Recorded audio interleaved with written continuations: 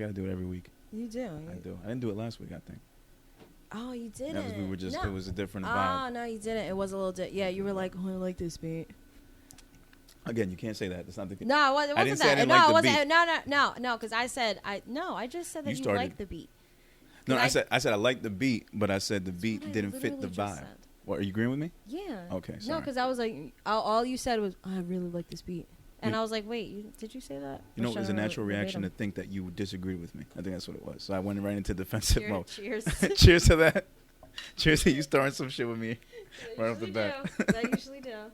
Oh, man. Welcome to Lyrical Fix Pod. This is episode number 61. 61. We are in the 60s, officially, year 2, with your lovable host, Kid Pro. And Sade. Just want to remind, just get it right off the bat. You can find us at AudioMac, Anchor, Apple, Spotify, YouTube. Make sure to like, rate, comment, subscribe. Give us those 5-star ratings. Keep us hot out in these podcast streets. You already know what the fuck it is. And at the Lyrical Fix Pod on IG. Make sure you catch those clips. It's going to be on IG as well as YouTube. Check the if you don't know clips. Check the regular clips. Check the extended clips. Check the interviews and everything else in between on the YouTube. You can just look up the Lyrical Fix Podcast to get all of the episodes from the 0.5 episodes, all the way up to 61. Yep. Make sure you get them at YouTube, the Lyrical Fix Podcast. Sade, how you doing this week, buddy? Chilling. What's the deal? What's the word? I see that you've just got off the Kanye West runway in the fashion show with your wardrobe choice. I like it.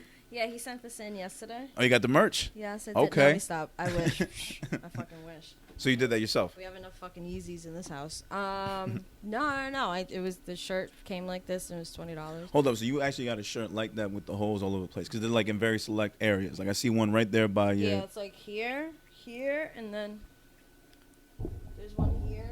There's on the sides.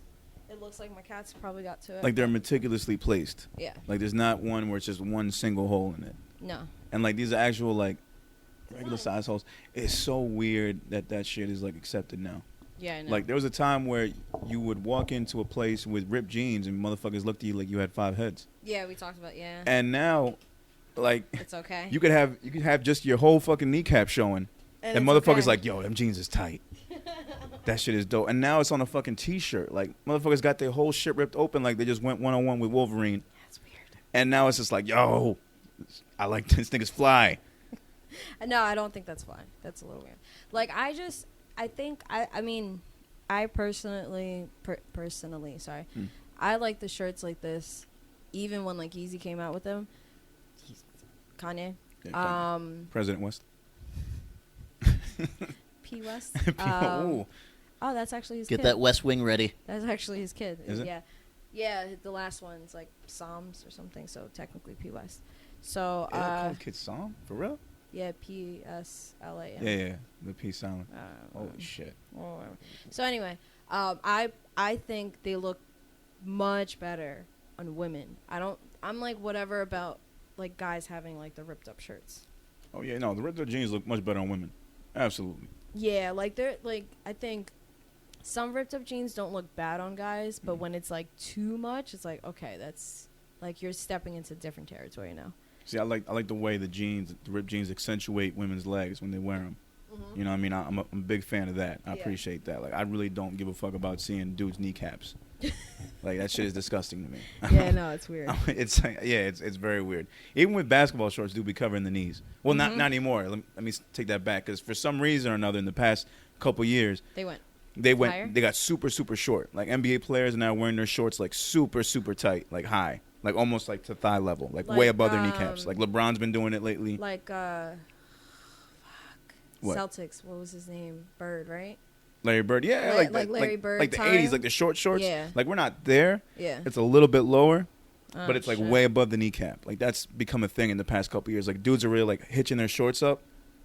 I mean, LeBron is, like, extra dramatic anyway. No, he really is. He likes standing out.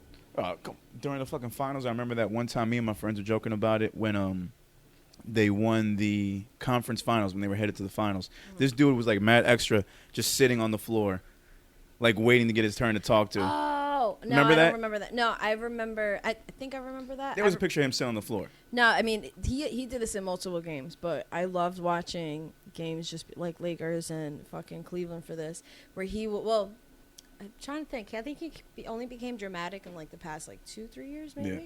where he would like if somebody barely tapped him, then he would like fly, but you would see him push himself. He's like, Oh yeah, do the flop. Yeah, just engage in the flop.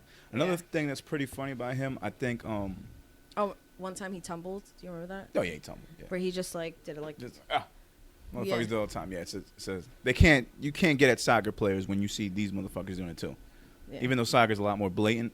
Yeah, it is. Motherfuckers will roll like 10 times on the floor and like fake an injury and shit. No, he rolled backwards, and it was just so funny because you could see like he had stopped. Yeah. And then rolled backwards. Yeah, no, it was whack. But that was whack. He makes it theatrical. It's another funny thing with him is that I have a theory. Well, it's not really a theory. It's been seen. Other people have mentioned it too. But he's not as woke as he claims to be. Really? And I think because has such a high status as a basketball player and a role model, he kind of has to be that person that speaks out against like political issues, like race issues. He has to be that guy. But there's been a couple times, like during the bubble, where he's been caught and like, it doesn't look like he knows everything that's going on. Like one time during a press conference in the bubble, he was doing his interview and he was holding the autobiography of Malcolm X. Yeah. One of the reporters, I remember that one. Yeah, one of the reporters called him out on it. He's like, "Hey, I see you got the book. What do you think so far?" And he gave the most generic, fucking basic answer. Like this is someone who just like had to read the book the night before and do a book report the next day. Like that's what it felt like. Like Bart Simpson. Like like Cliff Notes. You remember Cliff Notes? He went mad Cliff Note. Yeah, I just respect the type of man he was and what he had to endure at a time like that back in his day. When there was just so much turmoil happening. And, the type of man he is, it's just, it spoke volumes about, who we are as a people today. Like, when you got to dance around the motherfucker, like, he did that to a T. Like, he tangled with that bitch. Damn. Yeah.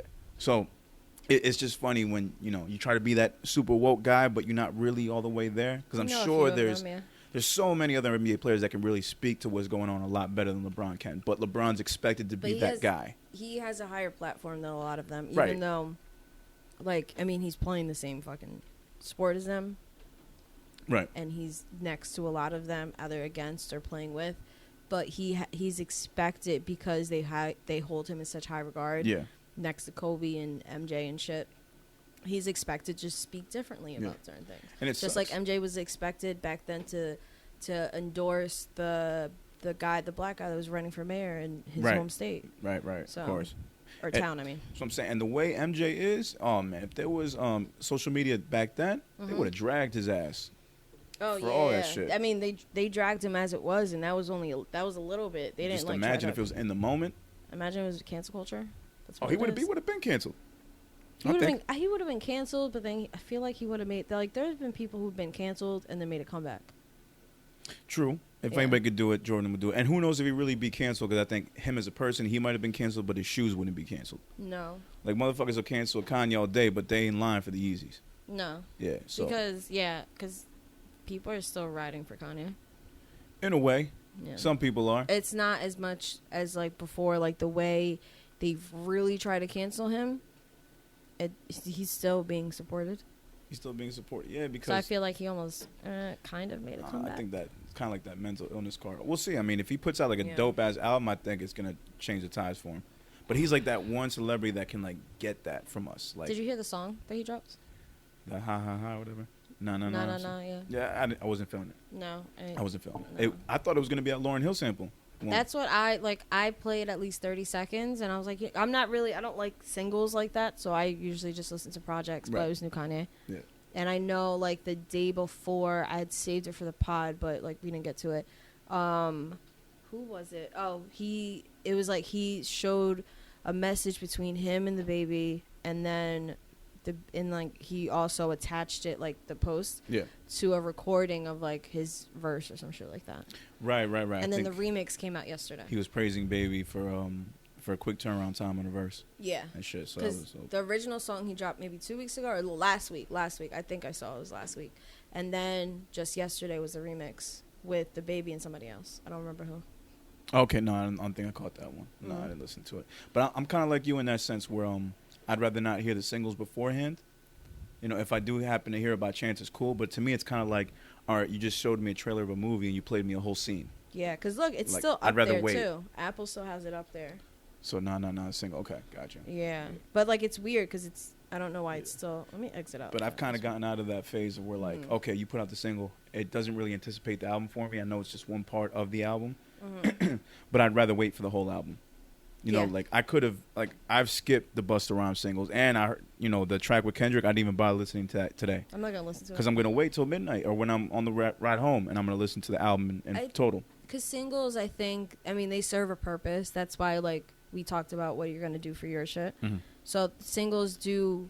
They have a purpose at the same time. Like, I mean, underground artists, it's harder for that turnaround, like, to drop the project. Yeah. Especially for underground artists who, not a lot of them are, like, as double, where they like to just sit on shit. It's like, I gotta drop it. And the project's probably not gonna be out for, like, another year or a few months or some shit. But then you have these, like, other artists where, like, they're used to, they have the label who's constantly reminding them of a schedule, or they're used to a schedule, like, releasing and shit. Yes. So I rather just wait. Like, I know if singles are gonna drop, I'm just gonna wait. Yeah. And I've noticed that too with the underground artists. Like I just noticed some other artists the other week was talking about the singles he put out throughout the year, throughout this year. Like, he started out with a single in the first month. I think the fourth month dropped another one. He's up to like 5 singles now. And I'm like, shit, all right. And he's like been able to stretch it and make it work for himself. Yeah. And I'm like, okay, how does that work better than just dropping an album like I did in January and then trying to push that the rest of the year? Because my album's not even a year fucking old. You know, and it's still, but to some people, or at least the internet age, it's considered ancient at this point. Close. In a sense. It's not ancient. I would say ancient is like. Maybe that's stretching it. I would say like people would consider ancient like 2-3 years. Okay, I can see that. Because that's like, okay, when the fuck are you dropping? Yeah. Like that's how people get, because it's a popcorn generation. Popcorn shit. And which I hate, because if you end up making some shit that's actually dope, that has like replay value and staying power and is like kind of timeless music, then I feel like it shouldn't be treated that way either. There's a ton of dudes who make singles that just like are good for just a week or 2 weeks or just a mood. Yeah. You know what I mean? Like that goes away real quick. Like, I'm trying to make shit that'll last. Like, you can still play years from now and be like, yo, that song still hits. Because Kick and Snare had a lot of replay. Replay. I like to think so, at least. Like, I'd like to think the songs that you could hear in 2020, you can hear in 2030 and be like, yo, that sounds relevant still. At least to me it will be, because it's my life. So I know I'm like, all right, this is a point in time, but also at the same time it's giving a message that people can relate to. Yeah, I don't think that's going to, no. And I think this new one's going to have a lot of replay too. I think so too. I just, it's been a process, I'll say that. Have you recorded anything yet or no? No, I'm still writing. Okay, I'm going to record everything at once though. Or probably 2 or 3 sessions. This point, close to 5. So we're almost halfway there. I wish you could see my face. You were looking down. Why? I was like, how many tracks you ever written? I was like, I can't find my show. He's giving me that look? No, close to 5, though. But shit. It's a process, because I'm trying to find time in between all the other shit. Like today, for instance, yesterday, shit, I had a doctor's appointment for one kid, soccer practice for another kid. Today I had parent-teacher conference. Yeah. Like, shit's wild. It's tough. And, like, a parent-teacher conference during quarantine and during this whole fucking thing is kind of stupid to me. Like, it was funny, like, when you had texted me that, like, me and Juan were in the room, and I was like, oh, it's gonna be a late night, and I like told him, he's like, parent teacher, what the fuck? And then that's how we got to conversation where I was like, yeah, no, his kid's in school. Yeah, and it's like, kids are in school, like, I'm like, yeah. And we were just talking about, so before I get into that, so my week has been pretty good, I guess. It's just been chill. It's been pretty chill. Nothing crazy? No, nothing crazy. Getting a lot of work done. Another thing I can't announce until I guess it's done. I haven't heard back from that email, so okay. I don't know if I can really talk about it before. But it's all about when you're ready. So I finally got that fucking email done. That was good. And then I realized when you responded, because you read it and you had said something, and I was like, yeah, I really don't talk about a lot of things. You don't, but that's not something that we like. Get into really, like, about what piqued your interest. Yeah, and then I also remembered there was writing all of that. I remembered the piece of the puzzle of like that really got me into doing podcasts was the radio show that I did, So I mean, it wasn't like it wasn't my radio show. Like I just did the one episode with the guy and everything. But it was just funny to me because I'm like, oh shit, I forgot about that. That was actually like, because I heard Joe Budden shit and I'm like, you know what? I could do this. Yeah, I was on that radio show and he got good reviews for that episode. So maybe. So yeah. Yeah. Forgot about that whole thing. Yeah, that story was new to me as well. Yeah. There's a couple in there. Yeah, that one and the origin, I guess, story, you could say. Mm-hmm. So that was news to me. Yeah. But again, that wouldn't come up in like a regular conversation. That would be like if I was like interviewing you type of thing. Yeah, I mean, because it was an interview I did there. Exactly. I wasn't going to like say if I'm like, fuck it's not like with the way our podcast is formatted, it wouldn't be something that I would just ask you because then it would feel like an interview. Yeah. So, but anyway, so I had that. I finally got that fucking out of the way because I procrastinated and just kept forgetting about it for the longest. And You forgot. You didn't procrastinate. You forgot. Yeah, really. Yeah. There's a difference. No, I would procrastinate in like within a day of me remembering, but like once the next day comes out, it's like. But see, I was defending you because you were saying that like it was something that was hard to do when in fact it wasn't hard. It's just that you had so much other shit going on. Yeah. That you just didn't get to it. Doesn't mean that it was less important. No, it wasn't. It's just that the other stuff that you had already was like a lot to deal with. I also procrastinate. Well, I've gotten better with it, but I've been like great procrastinator since like middle school. Hold up, what's a great procrastinator though? Like you get it done the night before? Yeah. That's what counts as a great procrastinator? So what's a shitty procrastinator? You're doing it on time. You get it done early and get it out of the way where it I feel like it and should technically be. that is a procrastinator then? Still? No, it's not. A shitty procrastinator is not a procrastinator. But procrastinator means that you take your time doing it, but you get it done, right? Yeah, you just like wait till the last minute. So then what? So how does that make? I'm trying to figure out what makes a good one and a bad one. Because either way, you're getting it done. It wasn't that complex. I'm trying to make it complex. I was trying to. Because no, if eventually you get it done, what makes a good one versus a bad one? A bad one. Oh, maybe a bad one just doesn't get it done. But then you can't call it a procrastinator. Do they really get it done though? See, now I gotta look up the actual maybe, definition. Maybe, okay, we'll look it up. Here, I'll get my phone. Look this shit up. So maybe it's procrastinator. It's you wait till last minute to start something. No, I think it's to end something. Well, see, my question will be answered once I figure out if it implies that the task is getting done. It's completed. If it's completed at all. Oh Lord. Anyway, so I finished that finally after like fucking 3 weeks that I kept forgetting about it or pushing it off. I feel like procrastinator is just pushing shit off. Okay, so according to dictionary, to defer action or delay, and then it says to procrastinate until an opportunity is lost. So it's not completed. Okay, so so then a good procrastinator will get shit done and take their time with it, but a shitty one will lose the opportunity. There you go. Boom. Okay, so you're a good procrastinator. Yeah. Because you got it done. Okay. My nigga, there you go. Okay, because I was thinking, you had me questioning myself, like. I was questioning myself too, because I didn't know. Because I was just trying to be funny, just saying, oh, great procrastinator. Oh, that wasn't funny. No, okay. I wasn't really trying to. It wasn't like going to be like, but like it wasn't supposed to be that funny.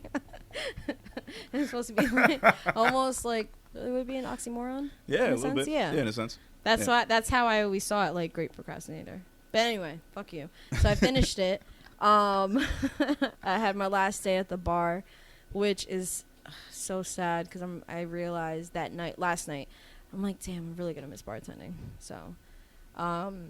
So then after work, I closed down the bar a little earlier so I can make it to like our regular bar, like like Miller's regular bar, to meet up with Remy. And so I met up with him, and there was some girl there that I know. I think she bartends in Hoboken, and she like Remy knows her. Everybody knows her and shit. And I mean, it's a regular bar, like whatever.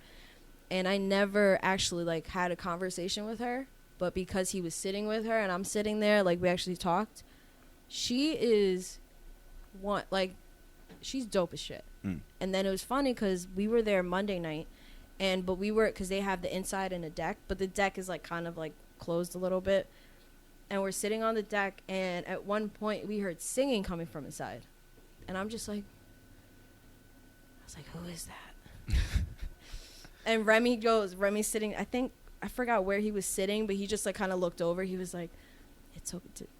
Yes, she's singing. I was like, but where is it coming from?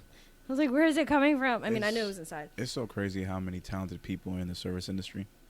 I don't know if I think she might be in the service industry. Oh, okay. The girl that was singing was the bartender from Hoboken's friend. Oh, okay, gotcha. But I don't, because I'm trying to think if they're coworkers or just friends. Regardless, because I never seen the girl's face. Because when I walked in, her back was to the door. So I walked into the bar. I was like, hey, Kyle, can I get my drink? And then we walked outside. And then they told me, like, oh, it's the blonde that was singing. I was like, who the fuck is singing? Because I didn't recognize her. Right. So I didn't know, like, and I know a lot of people that, like, go to that bar and shit because I'm a regular there. So I just assumed, like, maybe she's just somebody who comes here and I don't recognize her. Because half the time when I get out of work, I'm not really, like, paying attention and shit. Yeah. So last night I was talking to her about it, and then we're just bullshitting, talking, and I think she brought it up, or Remy. They brought her up, and then Remy's like, "Oh, by the way, Sade." I was like, "Yeah, like, who the fuck was that?" So she played me some videos. She essentially is gonna do what I did. Okay. She's trying to help the girl, because she was like, the girl has the drive, has the passion, but she will kind of, like, if there's no, like, if it's not, okay, here, this is what you're going to do, then she won't do it. She'll kind of, like, she needs the motivation for it, pretty much. Fair. She needs direction. Yeah. So I told her about the show, so hopefully she comes out, if the show still happens. That's another thing that happened. All right, let's not, we can't put down the universe. We gotta be positive. But should we talk about it? Talk about it, but keep positive about it is all I'm asking. And pass that. Bitch. Yo, you don't call me bitch. Here you go. Fucking dweeb. Fucking bitch. Anyway. So yeah. Talk about it. So it seems like our second wave is, quote from Murphy, is coming in now. So that was a quote? Well, that was a headline, so I'm just going with the headline. Okay. And there was a quote in the headline. So the second wave is coming. Yeah. Or we're in it. Yeah, he was like, it is coming, and it is coming in now. That's the full quote of that whole thing. It's coming, and it is coming in now. I hate the way that motherfucker looks. He should always have a mask on. I can't stand his smile. He looks like a crooked car dealer. Yeah, he does. Ever since I saw that guy, I'm like, this is who's going to fucking run the state? I mean, he's better than the last one, I guess. Well, yeah. I wasn't a fan of the last one. I wasn't a fan of the last one either. And then that whole thing with the tunnel, that bullshit. Christy. Yeah, Christy. Yeah, it was something. Remember that whole bullshit with the tunnel? Yeah. Mm-hmm. I mean, it didn't affect me too much at the time, but I was like, that's still fucked up. I'm like, not really a fan of Christy. And then with this guy, with this Murphy, his whole thing, the thing I remember him for, I think everybody else will, was he was the guy that pushed the marijuana legalization. Mm-hmm. And it's been, how many years now since that? I don't remember. But either way, like, apparently this year might be the year. Flip your ballot. So, Question one. So, talking about that, I think I wasn't going to send in the ballot. The mail-in? Yeah. Okay. But I've been hearing about long wait times, like DMV style. Yeah. Type shit. Yeah. So I think I will. Yeah. Well, look, I mean, the thing is right now, it might take a while. Like, if you mail it in, you gotta, like, because you have till Tuesday. The 10th. Oh, the 10th is a big okay, never mind then. Yeah, it's the following Tuesday. So technically, I don't see, it's weird because, it was always like the next day you find out, like this, or that night you find out who the president is. And right. shit, so but because the mail-ins. Are we really waiting a whole fucking extra 2 weeks for this shit to find out? An extra week. So it's the following Tuesday. So the mail-in ballots, as long as they're postmarked for, like, before November 3rd, and they're in by November 10th. So somebody can send in a mail-in ballot by November 2nd. Right, and then not even get there in time. Yeah. And then they get disregarded. Yeah, but it's so many. So look, so the U.S. has already hit 57 of total 2016 voting. So 2016, there was a bunch of early voting, and we already surpassed those numbers. Right, and that's, I think the big numbers were with the youth. Like, the younger folk. Yeah, because that was the time. Wait, no, was it 2016? Yeah, was that the Rock the Vote? No, Rock the Vote was before that. 2012? when it first happened. Yeah, I think so. Yeah, 2012. I think 2008 was the vote or die. Yeah, vote or die. Yeah, yeah, because that was Obama. They were trying to get him in and shit. And then it was rock the vote again, just to keep him in there. Yeah, because I saw that, and we can probably get into the debate after this. What's it called? Because then they're saying like Republicans are more likely to tell pollsters. I hate saying that word because I always feel like it's like a pollster. I feel like it's a polite way to say like stripper, because stripper pole. So when I say pollsters, I feel like I'm saying poll stir.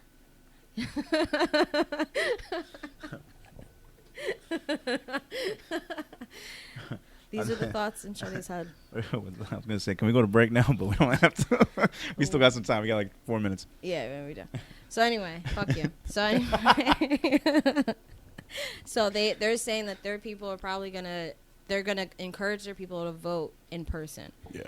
And so apparently, we're at 79.1 million votes already from early voting. Shit. And the mail-ins. And Trump is way behind. So I'm wondering, like, and I don't know if you know anything about this. Like, are these ballots like Scantron, or like people gonna open them and just read them and then like check off? They're gonna be papers, because it's not a lot. They don't want people like touching shit. Yeah. So instead of like, because when I did for Obama, like I had to like actually like touch something. Like I had to go in, put the curtain. Which is another thing. I don't want to go in the voting booth for that reason because of COVID. Like I'm just trying to like, if it's a second wave coming, the last thing I want to do is be around a bunch of people. Yeah. So pretty much they're saying, what is it called? What are they doing? They're doing, so like when you get there, you're going to be handed a paper ballot. Yeah. And then that's when you like, and then you just give it to them, I guess. Yeah. So it's just weird having to like, you have to stand in there for hours. Like, I mean, I could stand for hours, but having to be surrounded by people. And then people, you know damn well that people could not stay in a straight line. Shit. God, no. Look at Six Flags. Look at the fucking supermarket, yo. Yeah. Oh, it's the worst, standing in line. I was at the fucking Super Walmart the other day. Holy shit, that was annoying. There's clearly a sign that says wait to be called over. And I'm like, and every time I see it, like somebody's like, are you there? I'm like, yeah. Oh, okay. Like, are you going to go up? I'm like, can you read? Like it literally says no. Wait. Or I'll be packing up the bags, and then somebody walk up and put their shit on the thing, and the lady has to be like, I'm sorry, but you have to stand back. Away, like I didn't call you, because they have to wipe and it down. They're really on that shit now. Yeah, they have to be. Like I completely get it. Like I went to go get another phone the other day, and to upgrade my phone, dudes got gloves and masks. Like they're not trying to touch your phone at all, especially if you bring it in for it to get serviced. Because actually your phone is the dirtiest thing. Hell yeah. And they don't know where you've been with that shit. Like, of course you better have gloves on touching another person's phone like that. So let me see. I'm trying to think if this is the correct one. So for early ballots, this is saying it's 44%. So it started off last month, 54% for Democrats. Okay. 29 for independent. And 17 for Republican. Now, as of today, 44 for Democrat, 33 for Republican, and then independent, 22. I'm sorry, this is nationwide or state? Nationwide. Okay. We'll say because oh no, I'm sorry. This is from the important one, Florida, Iowa. Sorry, Iowa. Okay. I said Ohio. I think Iowa is that swing state. That's these are like the North Carolina and Pennsylvania. These swing states. Which those are the ones that really matter, and those are the ones that Hillary kind of ignored, which is why she lost 4 years ago. And they're also saying, and I seen a bunch of videos too, where Texas. Yeah, real quick. So where Texas is having the what does it say? Like, there's been like damn near like a march of just Trump supporters going crazy, and like you'll see this one. I seen a few videos. One fight between it's Biden and Trump supporters. One parent has her kid with her, who later in the video, by the end of it, you hear that she's like he's autistic, leave him alone, because you see he all of a sudden he's there and he had, on some emo shit, has his hair down and just starts screaming and runs towards. They probably said something about his mom. Yeah. And or talking shit about his family, because you see them divided, and he runs after the Trump supporter. You don't they didn't catch his attack, but then all of a sudden you see another guy, definitely looks like a Trump supporter, just beef the fuck up, looks like a redneck, and then he just attacks this boy who has to be probably late teens, like 17, 18, 19, 20 at the most. Nasty. And then the mom goes in. She was like, you fucking inbred, blah, blah, blah. And these are all white people, by the way, going insane and on the Trump supporter. Like, don't call my fucking son a retard. Like, insane. And that's just one of the several videos of, like, Trump and Biden supporters in Texas going crazy right now. It's going to keep happening. That shit ain't going to stop. At least for another couple weeks. Okay. And we're back. You don't have to announce Sorry, every time we're you're back. right. I don't want. I just. It's a force. I was going to try to go into, like, the debate. That's cool. No, it's fine. Okay, it's my mistake. I guess we're back. But here, real quick. Sorry, before we get into this, I just want to say shout out to Trip. Trip. Yeah. Big fan of the show. Dude always shows us love. Every post episode. Dude is fucking awesome, and I would hope to have him as a guest someday. So Trip, if you're hearing this part of the episode, we'd love to have you over. We should work that in somehow. We should work that in because when I've talked to him, dude just has a lot to say, and very intelligent guy, just very also quiet. Yeah. But when you do have him comfortable and he's able to talk, he has a lot of informative stuff to say. Listen, I like the guy. If I get the mic in front of you, you cannot be quiet. And funny too. He is really funny. He's very funny. He is. I actually got him to laugh. Not the. That sounds fun. It didn't surprise me that he's funny, but it was just surprising once he got comfortable and started talking. Yeah. It was just like, oh, okay, yeah. I see you now. Yeah, no, he has a lot of personality. He just like kind of hides it sometimes. I got him to crack up the other day, and he said I might be the funniest dude in the whole Check It fam because I told him about what my original Halloween costume was gonna be. I don't know if I told you. What? It's funny because V told me, she's like, you should wear the costume today, and I was like, I don't know. She's like, well, you might as well because. You know, you're going to wear it Saturday, but this would be like a little preview. And then when you have it online, you can do it. But, like, how weird would that be? You in a costume and me not in a costume? Right, because I didn't mention that to her, but I was like, Sade might even be in her costume. She's like, well, she didn't say that, but I should have mentioned that. But I was telling him that I wanted to be Ron Solemn's Mexican cousin, Juan Solem. No, you did tell me. Oh, I did tell you that? Damn it. Yeah, no, because it went from, like, nerd, and then you were like, what if I'm Ron? What if I'm Ron's I was like, oh my God. I was going to be, so I was going to be Ron Solem's Mexican cousin, Juan Solem. Did you even tell Ron that? I didn't tell Ron that yet. I will when I see him on Saturday. But because I didn't know how it was going to be taken at the time. Because, you know, some people might take that as like, yo, you making fun of me. Other people will laugh it off. With Ron, I don't know. But I wanted to give him, and I wanted to surprise him too. I think Ron has a good sense of humor. I think he does too. I think he would know I'm not coming from a place of like, yeah, he doesn't strike me as like. Plus, it's Halloween. Sensitive. Like if motherfuckers wanted to come dressed like me or a version of me, I'd laugh that off. Like I'd be fine with it. Yeah. Somebody walks in with a pea hat and a wearing all black and an angry mug. Yeah. Why not? I was gonna like fuck around and just be me, but wearing all white instead. That was my original plan. It's opposite day. Yeah, opposite day. Opposite day, pro. Ow. Yeah, that's on camera. That's the clip. Where I don't even know how long we're into that. What is it? How 33.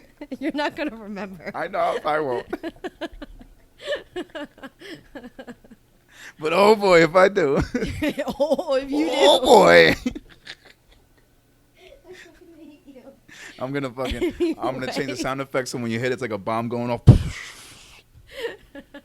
You're such a car crash.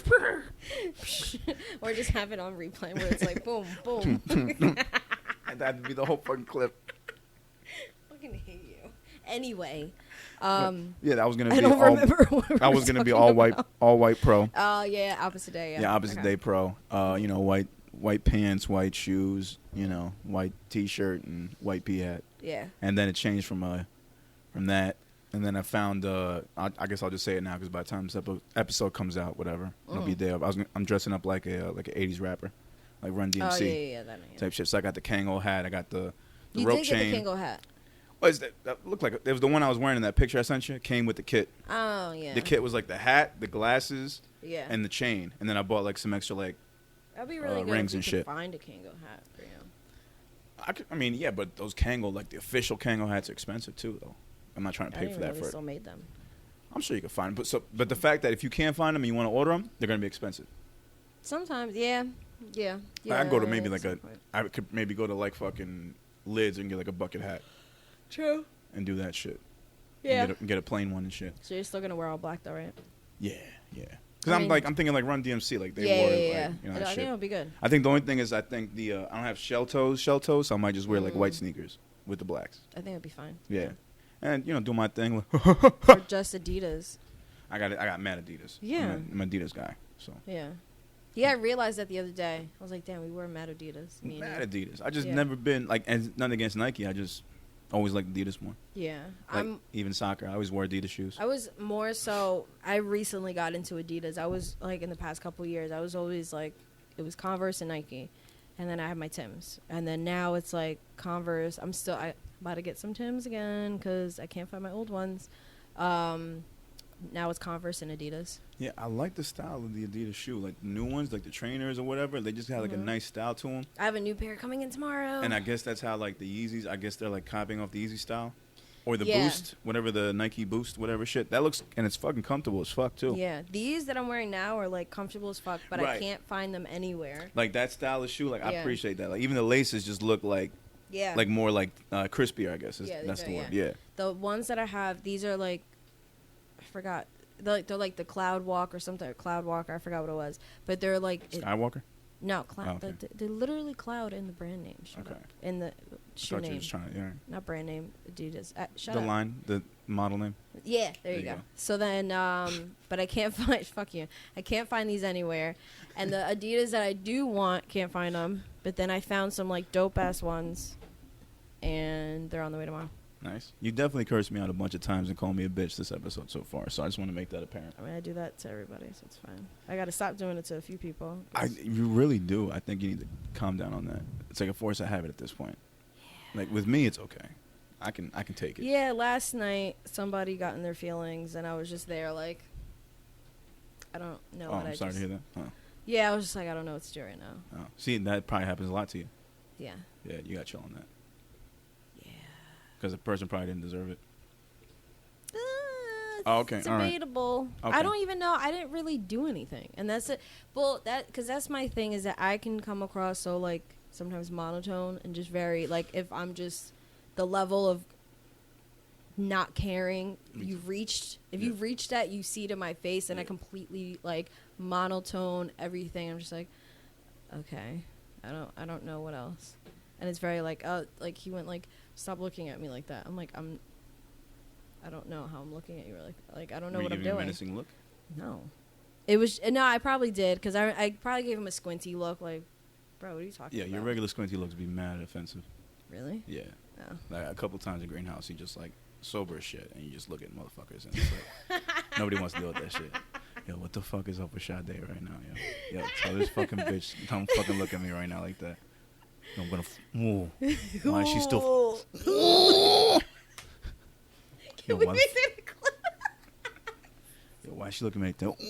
I'm gonna fucking smack her. Yeah, okay. Yeah. And you just in your corner like. I did that one time. You look like a fucking dweeb in there, and then when you look up, you're getting everybody that fucking look. So it's like we're all trying to check on you, and hey, you all right? And you. Yeah, okay. Give me that. Yeah, I'm good with that fucking stupid face. No, but fucking I dweeb. did that one time. And then we're just like, ew, all right, dweeb, whatever. And go back to your fucking corner, you troll. And I'm trying to... and I'm trying to remember what... Oh, that was the release party. Fuck the listening party. No, because you was in your And I was there to do vibe. a job. But you was really like... You were almost like... Analogy time. You were like a literal fly on the wall. Like you didn't want to be bothered, but you wanted to fucking make note of everything that was going on. I was writing notes on everybody, so it's weird to write notes. Like I didn't want. Wait a minute, hold up. So I'm there too. So you write notes about me? No, but like fuck you if you are. The fuck you? I'm there having a good time. I'm filming the shit. I'm trying to make a nice moment for Saint, and you're writing about me? Fuck you. No, it was. No, okay, wait. Let me word that right. You so fuck? It was. Sorry, I'm sorry. No, you're fine. It's fine. I don't take offense to it. Good. So it was. You bitch. Asshole. Stop making me laugh. I'm trying to get through this. Oh, you cunt. No, I'm sorry. I got into my boy's bag. Sorry. Anyways. Oh my god, my cheeks hurt now. I don't know what I was saying. Oh, so I was writing notes on everybody, but like how they were interacting with Saint and the music. Oh. that's where it was, because that's what I like put in the review. So anytime, like, if I, especially if I'm in the thought process, you know how many times I ignored like Yos or Nina talking to me, because I was just like, yeah, okay, like I had to go like, Yos, can you play that again? Oh, you are shit. Well, I was trying to come up with like. You are a shitty person. You but, have to multitask. But you liked what I came like up that. with, though. No, I loved it, but I figured you'd multitask. Like, you can do that. You can keep that thought in your head and answer a question. No. Don't be so fucking Holly when you're writing. Oh, my God. It wasn't like I was like... You're in the corner like a fucking troll, hiding behind there. If you want to get past you, got to answer a fucking riddle to get by, because you're a fucking troll. I was a sphinx. Yeah, they're just fucking there. To pass by, you'll have to answer these riddles 3. Like, nah, nigga, get the fuck... Let me fucking through, Sade. Get the fuck out the way. I'm trying to get a drink. There was nothing behind me. You goddamn right there wasn't. You might as well. You might as well just post yourself out there. Oh, no. I think I No, was... we had... If I wanted the appetizer, I had to get by you. Yeah, like, well, the side of the table that I was kind of blocking, but if I went like this... Oh, look at you. You were the fucking troll guarding the food. I was like this. The food troll? Because Trill, I was like, what do you... No, one time, I think... I don't know if it was for Trill or somebody. I picked up the plate, and I was like, here you go. And I put the plate See? Like a true troll. I'm going to call you Lord Troll. He was Lord Troll that night. Oh, I can't breathe. I hate you. Okay. That's an early candidate for the episode, Lord Troll. Lord Troll, actually, Lord Troll. like that. Oh my God, I'm so... I'm gonna keep Lord Troll. I'm keeping that. Okay, wait, you gotta keep. I'm just trolling you this whole episode. Yeah, you are. You fucking asshole. When you called me bitch, and you told me to fuck off 4 times. I gotta fucking defend myself. Somehow. I didn't say fuck off, did I? No, you did. You said fuck you, I think. Yeah, you said fuck you. I definitely said. Which fuck sometimes, off. well, fuck off is actually worse than fuck you. I think fuck off is a lot worse. A lot worse, yeah. It's a lot worse. A girl tells you to fuck. Like, fuck off, get the fuck out of here. Yeah. I think that's a lot worse. A lot worse. You ever, random question, you ever kicked the guy out of your car? Yeah. He's like, get the fuck out of my car? Yeah. All right. How many times has that happened? When was the last time it happened? It was like 10 plus years ago. You just told him, motherfucker, get the fuck out the car? Yeah. Why? He said something wrong or he did something wrong? He's annoying as shit. You just told him get out? Yeah. Where were y'all when it happened? Like, was he close to home? Was he Nah, like, he was close to home. So it was just a walk? No, this, no. Like, it was like a L ride. And I was like in high school. I was like an L ride. And then we ended up, like, I went to go drop him off. And then he said some, like, slick shit. I'm like, get the fuck out. And they just don't like that? Because I was waiting. It was, like, mad awkward. I'm just like, it was my connect at the time. I'm like, yo, like, just get the fuck out. Oh, okay. It was one of those things. All right. Yeah. Okay. Yeah. And then I had to finally, like, just say it. I'm like, and I had to find I didn't have to find a new connect, actually. But he just said some, like, slick shit. I was like, just get the fuck out of my car. Yeah, it was some slick shit. Like, me and Juan had just gotten together. Actually, it was probably that summer between college and, or, like, it was, like, sometime, like, freshman year of college. Oh, okay. Like, I came back home and shit. So, yeah, and he said some, like, slick shit about Juan. He didn't even know Juan, and I was just like, get the fuck out of my car. Oh, so he was just hating? Yeah, he was just hating. Yeah, that was it. Oh, shit. Why? No, I was just asking because it came up like that. Get the fuck out the car. That's why. Oh, okay. I'm like, did you get kicked out? No, I didn't get kicked out of the goddamn car. Are you sure about that? Fuck you, first of all. Holy shit. All right. You brought up the question. You're right. I did bring it up. Okay. It just seems like something you want to ask me. I feel you. It seems like it burdens your soul so much. That you had to be like. Hey, did you ever get kicked out of a car?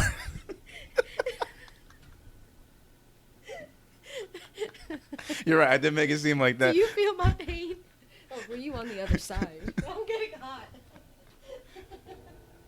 Oh shit! I can't. No, I've never had to kick somebody out of my car. That was funny. I've never had to. We're never getting into this debate. First off, all right, debate was a fucking joke. I felt like it was a. This was the final debate, right? Yes. Okay. And I feel like while the moderator was amazing, and I don't remember her name right now, the moderator she was good, but besides her, I just think that she had like newish type questions, but kind of the same topics, of course, because nothing was really answered the first time anyway. Yeah. So this was a second attempt, even though like there's always going to be like there was multiple debates anyway, but it was like a second attempt at the first one, but it was exactly the same, just more civil, but still immature. Right, they had a mute button. Yeah. That like Trump kept getting like mixed up with. Like they muted him like for a second, released it, and then he said like 2 more words and he was done because he knew like, okay, I'm done. That's it. Yeah, I mean, if I'm going for ratings, I'm letting this motherfucker talk. I'm gonna give him an extra 15 seconds. Yeah. Like, I'm just going for that. But it was just funny hearing him say shit. They get extra time outside of the time, but it's kind of like, okay, no, you like, not the extra time. Yeah. No, but I get it. You got to cut motherfuckers' mic off. Yeah. Especially Trump. Yeah. He's not going to follow the rules. But I do appreciate, like, not appreciate, but I'm just laughing at Trump because he's still, like, talking mad shit to Biden in between. Like, where's the money? Where'd you get the money for? Like, you know, all this shit. It was just a lot of, like, in the beginning, when so the funny thing was, like, a while back, not a while back, but, like, maybe a few weeks ago, during the first debate or whatever, he was talking about, like, the COVID numbers and all that shit. And I was like, I wonder who has the highest. No, I was like, I wonder who has the lowest. And it ended up being, like, Japan. No, it wasn't. It was, like, Japan being, like, one of, like, the largest, but, like, not, but the lowest in that sense. Yeah. But there's a bunch of little countries, like, little small, like, Lebanon has, like, 500 cases. That's it. But it's, like, small countries and shit. Country, okay. Then, but he started off in the first minute and a half with the lie, saying, like, the greatest economy. And, like, I couldn't. Okay, look at you. I couldn't see it. Okay, I see you still doing it. Okay. I couldn't. No, but like this, like I couldn't. I couldn't watch. It's like he's spreading multiple titties. And just. Yeah. Yeah, that's what it feels like. I mean, billionaires. I'm sure pussy's thrown at them all the time. So it's like, this. Point. I'm sure like that's maybe it's just like an after effect. Though? Is he? Or I don't know. He probably is. Millionaire. I don't know. He probably is. He probably is. He has accounts in China that apparently he closed. Oh, yeah, that was another funny one. Yeah, I heard about that. He's like, yeah, I had an account. I closed it. No, I closed it. That doesn't right before I became president. That doesn't make people feel any better, Mr. President. No. You still got an account in China. I'm sure he has, like, island accounts and all that shit. The fuck out of here. But anyway, so, no, he, I mean, he paid, like, what, $750 his taxes? Fuck out of here. That's like and then, so the first lie, let me finish that one. So the first lie was, let me see. Hold on real quick. Is this it? Yeah. So the first lie, he was like, if you notice, the mortality rate is down 85%. The excess mortality rate is way down and much lower than almost any other country. So lies, because we're at 225. We're amongst the highest. Yeah, that just sounded fake. Yeah. And then it's funny because you just see Biden the whole time. And you need like immediate fact checkers, which is impossible to do. Yeah. But it would be nice to just have like a bell ring, be like, excuse me. I see that, and that I think that I wish. But then it would go on for so much longer if that was the case. Because then they would start arguing. Well, somebody like Trump would keep arguing. So then, let me skip. He's talking about spikes, and so he goes, there's be a vaccine in 2 weeks. Then the moderator is like, oh, okay, so this is a news flash. This is breaking news then, blah, blah, blah. Like, okay, so your officials are saying, there won't be a vaccine available for a good amount of people until well into 2021. Mm-hmm. But even with that, people are still going to have to wear masks until 2022. Mm-hmm. But you're saying, like, blah, blah, blah, like, is their timeline, what's your timeline compared to their timeline? Like, do you feel it's, like, it's accurate? Or some shit like that. And then he's like, no, it's accurate. My timeline, it's definitely more accurate. And then she's like, okay, so there will be a vaccine in 2 weeks. Is that a guarantee? No, that's not a guarantee. Definitely before the end of this year. Just like, what? What? I feel like he's just the type of president that's going to say whatever to keep the people calm because he thinks that's what's best. But the way she was, like, keeping, especially Trump, but, like, she was doing it with Biden, too, like, keeping them on their toes and asking those questions. Like, with Biden, she got into, like, the whole deal with the sun and all this and that. But it was mainly Trump, like, okay, so you're saying this, but this. And then he just kept saying a great economy, whatever, blah, blah, blah. Then what did she say? Hold on. Wait, hold on. Damn it. She brings up, like, oh, well, okay, so unemployment has reached this point, and as of last night or tonight, it's reached this point. Like, the numbers are climbing. It's like, you just said it's a great economy. Yeah, you just said that. And you said it's making a comeback, and we're rounding the corner. But unemployment keeps rising, and death keeps rising. He talks in so many circles and catches himself, like, in a lie so many fucking times. It's amazing. Yeah, and it was at that point, I think, when she just kept catching him and shit, that he was then everything just became like he was deflecting like throughout the whole thing. Yeah. But it became less about it was less about answering the question and more about deflecting it to Biden. Yeah. Oh, well, he didn't do that, or he did it first. Like, he kept going at Biden's kids and shit, talking about like where money was gotten from for certain places to do certain things. It was either the kids or Obama. Right. Yeah. Blaming it. Yeah. Always on that. His two targets, and he's like, Abraham Lincoln. Who said anything about Abraham Lincoln? Oh yeah, Biden's Abe Lincoln over here. Yeah. Yeah. He was like, you did. He's like, no, I didn't call myself. When he called himself the least racist person in the room. Oh, that the was room is funny. so dark. He's like, the room is so dark, but I'll tell you right now, I don't care who's in the room. I'm the least person. I'm the least racist person in this room. The least racist person when you're moderator. That is black. the fucking most hilarious shit ever. I'm the least racist person in this room. When you're moderator. And then he like threw a compliment her way, and like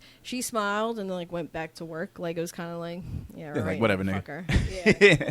So I think like there was really no takeaway. This country is screwed away. Yeah. But I do feel like I was talking about this at the bar yesterday.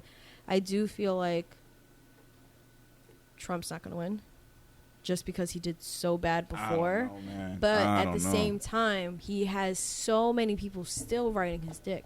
Yeah. And it just makes no sense. Like then you have Biden, like the tax, the what he was gonna tax people, their percentages, like Jersey, New York, and I forgot. Right, which would have gone up to like 62%. But people got so scared, but they failed to mention that that's only if you make over $400,000 a year. Yeah. Right. So it doesn't. If you for people like us who aren't making that number yet, it doesn't really affect us. No, it doesn't. Yeah. And Biden's plan has always been like, yo, we're just gonna have the rich people pay more. Yeah, that's a Democratic way. So if you've been a Democrat, how haven't you not known this? That Republicans keep the rich richer and Democrats want the rich to pay. Yeah, and it's like if you're gonna, and I can see why the rich people vote Republican. I get it, but you also got to know, like, I guess what they don't tell you is like with this, with taxes and stuff, like you have to learn how to like write off shit. You have to learn the loopholes because that's really how you keep your money in the end. Yeah. Which Republicans know because they create those laws. But then I think Trump was also saying that whole thing about him paying $750 in taxes was based off of Obama's loophole. Yeah, because he denied paying it and then said, well, I paid that because of Obama. Yeah. Or like it was your guys' rules that made this happen. Like okay, you're blaming it. All right. So then, but like he keeps tripping himself up like that. Well, no, I didn't do that. But I did it because blah blah blah. Nah, he did it. He definitely did. It's like what? So when it came to the tax returns, she just kept questioning him about it. Yep. He's like, no, they'll be done. I just talked to my accountant, and when they're ready, and blah blah blah. And it's just like, when? Someone's talking to a crackhead or something like that. Yeah. You're like, yo, when's this coming through? Like, I got you.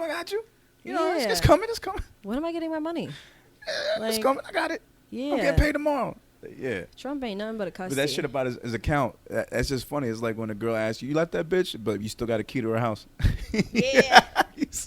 No, I closed the account in China. I closed it. No, it's closed. It's closed. I can't open it. I could never open it. No, it's closed. Yeah, you fucking transferred it somewhere else probably. I don't have the password anymore.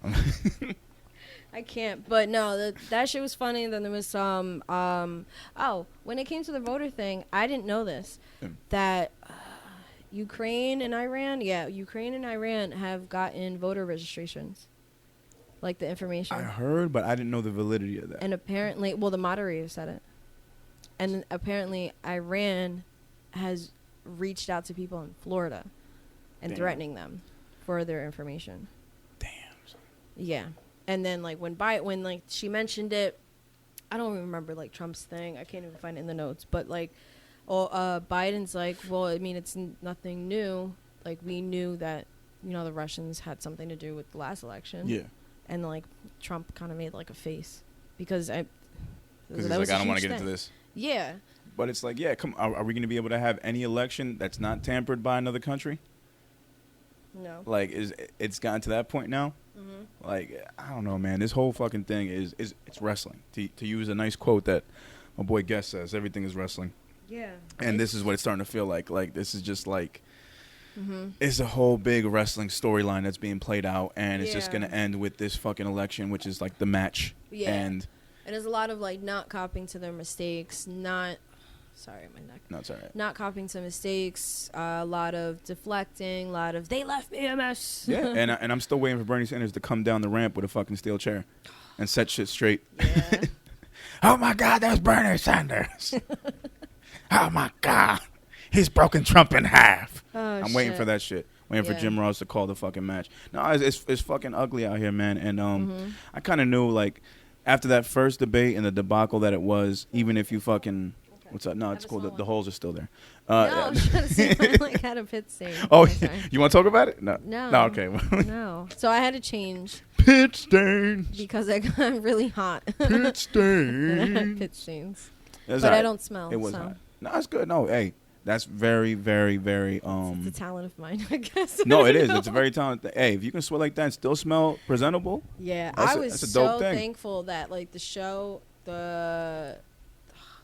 when, like, you guys, when Nitty was there. Yeah. And then me and Ace were fucking drenched. Yeah, that night. And like when I went to go say bye, I was like, ugh, because I got some of his sweat. He was like, that's our sweat mixed together, that shit. Oh, you had already left at this point. This is before guests got screamed out. I mean, it happened. I'm just saying it did happen. I know. Yeah, but that was that, like I got the awkward stare. Well, the stare down. I felt awkward in it. But anyway, and I went like this. I was like, ugh. But I will say that's also Ace's talent because he does not smell.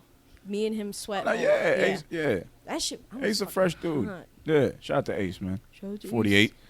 I'll plug it after editing. Yeah, I bet you will. I didn't feel like looking for it. I was like, it's gonna take me a while. Gonna have that shit labeled out, but yeah, no, I mean that fucking debate after the debacle at the first one I wasn't really like looking forward to seeing any of the other ones, even though they like said that it's gonna be virtual.